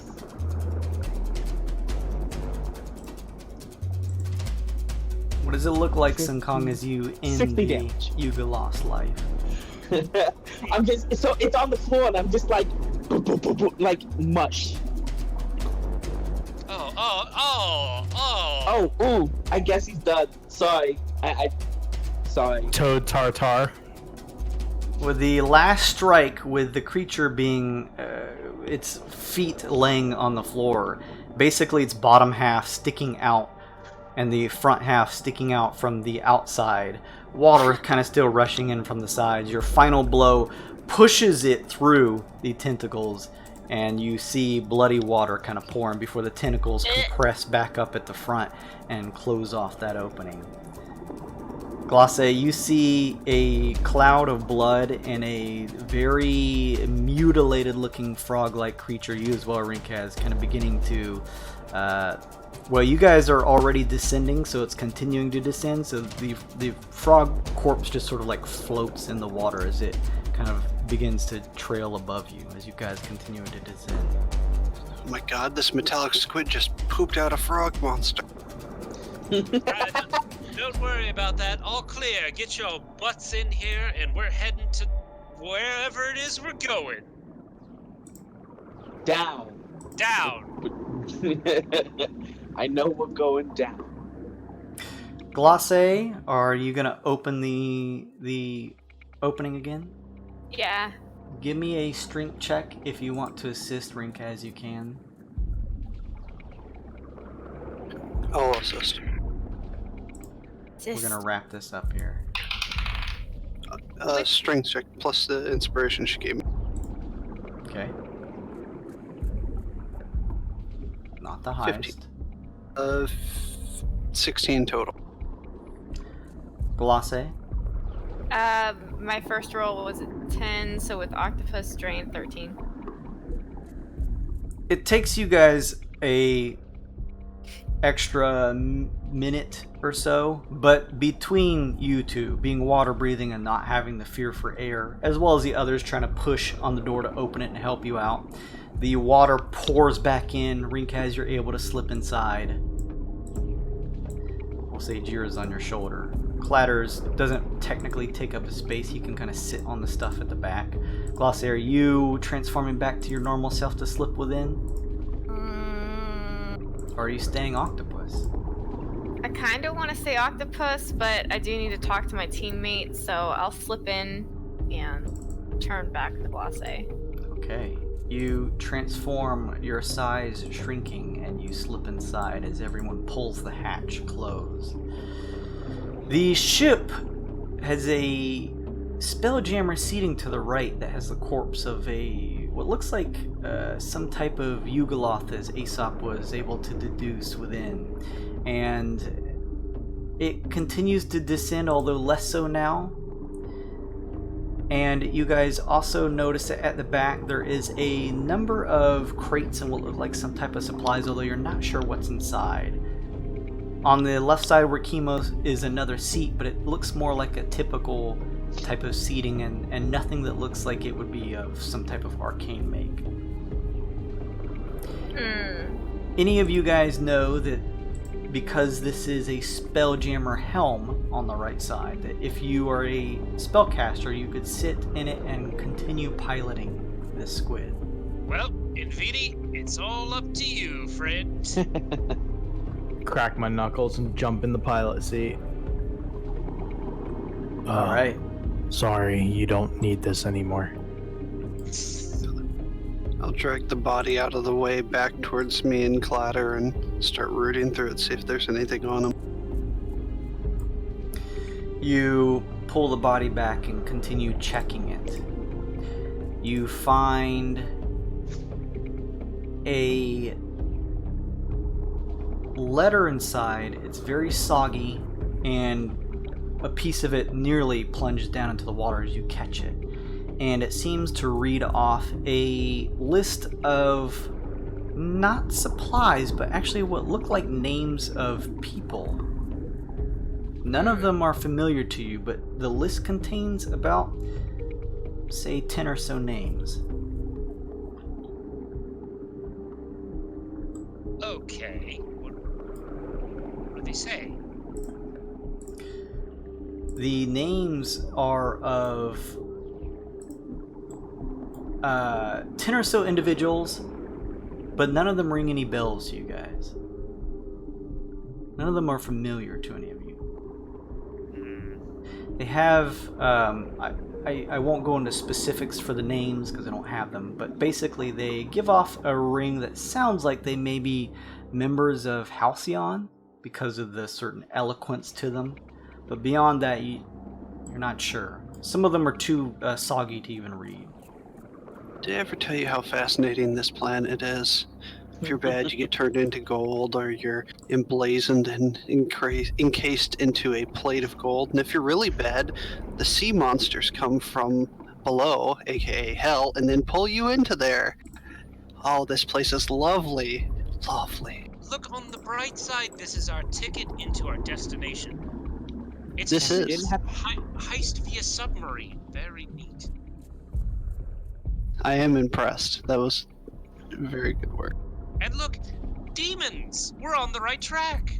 Oh, Yes, man. I'm sure when we all walk out in front of all the other demons down there, I'm sure it'll be fine. Can I just say, I am so sorry that I doubted you about this one singular thing, Glacé. You were right. See? There are demons here. I told you. Told you. Aesop, I do have to say one last thing about this whole endeavor. It looks like it was another successful job for the Varaxinators. Boy. Oh God, we have to get new identities. Oh my goodness. I mean, it worked, technically. I guess you're right. We're 3 for 3. Oh no. It annoys me that you're correct. NVD, you sense up above you, probably another 30 or so feet. Although, now it seems strange, and as a matter of fact, you feel as though you need to shift the squid 180 degrees upside down, because now things have flipped, and you're about to reach the surface on the Lux side where it's dark. I'm sure we would have tried to loot whatever is here or look into what's on the ship in the boxes. You look inside the stuff that's in the back. There's a number of crates towards the back. Yeah, I do. Let's say you go to open the crates, and there is probably they're like about chest size, like a standard chest, and they're wooden but fortified, stacked on top of one another. There's about 6 or so. Clatter kind of pops down from sitting on one of them to shift out of the way for you to go take a look at. You pull one open, and inside you see pieces of what look like gold, but they are in the shape of limbs, feet, hands, and heads, all broken down so that they fit inside of the crates. That's not good. Oh my goodness. Don't cash a check that your ass can't cash, or something like that. NVD, you're about to breach the surface. We need to turn it around. We go down. Well, you're about to breach the surface on the other side where you'll Yeah, that's what need we to go. want. Oh, that's what we want. All right. Brace for impact. We're breaching. Impact? What are we hitting? Air. Oh, that's not brace for impact, Nvidia. I drive in You're space. I doing don't drive fine, underwater. I ready a gun just in case when we pop out something attacks us. The ship begins to surface. And as it does, you guys can barely make out some things on the outside. And to your immediate right, Nvidia, as the ship begins to surface up out of the water, you can make out what looks like a dock. Oh no. See, look, easy. Okay, Nothing went wrong. that Yugoloth's that thing had a giant coat on. Great, that gets one of us in. Wait, are those gold eye outside? We're fucked. Nvidia and Chemo, as you peer out and as this squid ship comes to a close, you notice a large looking building ahead of you. And as it surfaces, you guys stop at what looks like a wooden pier here as a bridge extends out over the waters. A lone pier. You can see that it leads to the entrance of the building. On the left side looks to be some type of gated area that leads back to where you're not sure. You need to be closer to investigate. Maybe some extra room on the right side.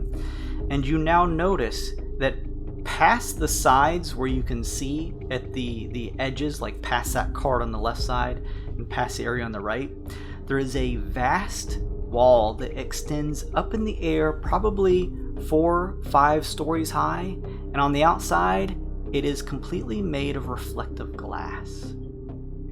Oh. This seems to be the only area to enter, is this lone dock here. The reflective nature of the glass makes it so that this area, if you were probably swimming or moving through these waters, you'd never even see this place. The only clue is the bridge extending out itself and the very low lighting that makes up the slight front entrance of whatever this building is. 2 gilded double doors, and standing at attention you notice 2 gold eye that are now shifting their attention to the docking squid. And that is where we will end this session. Man. I was gonna pull a yoo-hoo, hey boys, and have them come over and let the squid beat the hell out of them. We're so fucked. Goldeye can tell if you're lying, right? Goldeye don't have any mental abilities. You guys know that Goldeye can sense gold that you are carrying on you. Oh, that's... Oh my god, the gold. Oh my god. It makes sense why they're here. That's why a lot of them that you guys see are actually wearing headgear, helms, and stuff like that cover their faces and eyes, because they have no need to necessarily see any particular individuals. They can sense. Because the city is largely made out of gold, it's pretty much like a completely separate vision to them. They're all criminals. They're all demons. That's why they're able to easily see thieves, for example, in the marketplace, because they can sense whatever extra amount of gold that you're carrying on your person, or if you have it at a conspicuous area on you. Glacé, did you just let us go gloves off? Are we murking these city guards? We are murking them. Oh, yes. Now we're talking. Rinkaz, let's fucking do this. Oh, yes. Can I suggest we just carry in the crates of the body parts that are gold? Oh, fine, Nvidia. Boil sport. Let's do that. Or I like destroying demons with radiance, so All right. you Well, could do your way. let's see what happens when we approach with the gold. If they start getting shifty, they're a bunch of colluding with demon people. I don't know what the word for that is. Cultists? Of course they are. I bet they're cultists. They're cultists. Now I know Chemo's out. Are you guys wanting to stop here or push a little more ahead? I mean, we're already like 45 minutes. Yeah, over, we're right? 45 minutes over, so we can wrap here if you want. Yeah, let's wrap since Chemo's not here. Okay, that sounds good. we'll have him back. He can be abreast of the situation and see what you guys do from there. Some interesting stuff going on. All right, I appreciate everybody who stopped by to watch. Thank you, Milty, for subscribing. That was very nice of you. Thank you, everybody who hung out with us and decided to watch. Thank you, Alfred. Thank you, A10. Thank you, Bonebra. Commander Root, that's a bot, but I'll take it. Thank you, Feral Knights. Of course, husband and wife stream. Remind me, Slim, next session at the beginning for your boon. We'll give that to you. Thank you, sir. Lurks, Milty, Magical Girl. Thank you, VNK and Virgo Prize. I appreciate all of you for stopping by and sticking with us. As you are watching, you build up Twitch channel points, and you can check those out in the bottom left of the Twitch chat and use them for all kinds of cool stuff. I'm going to get the stream avatars working again so you can play with them next session. But I appreciate it. You guys did some fun stuff, and we'll see what happens next session as you try to figure out where this is. Thank you, Roll20. Yeah. Thank you again Thank you, to Roll20 for spotlighting us. Go check out 8-Bit Ribbit for some cool art. We may be revealing some art tomorrow. We'll see. And thank you Avery Alexander for the music. It's pretty good stuff. Thank you, Milty, for following. Yeah, you subscribed and now you followed it. Thank you. I appreciate it. It's late. We're all gonna head out. We'll be back next week, 9 p.m. Eastern Time, 6 p.m. Pacific. Goodbye, everybody. Bye.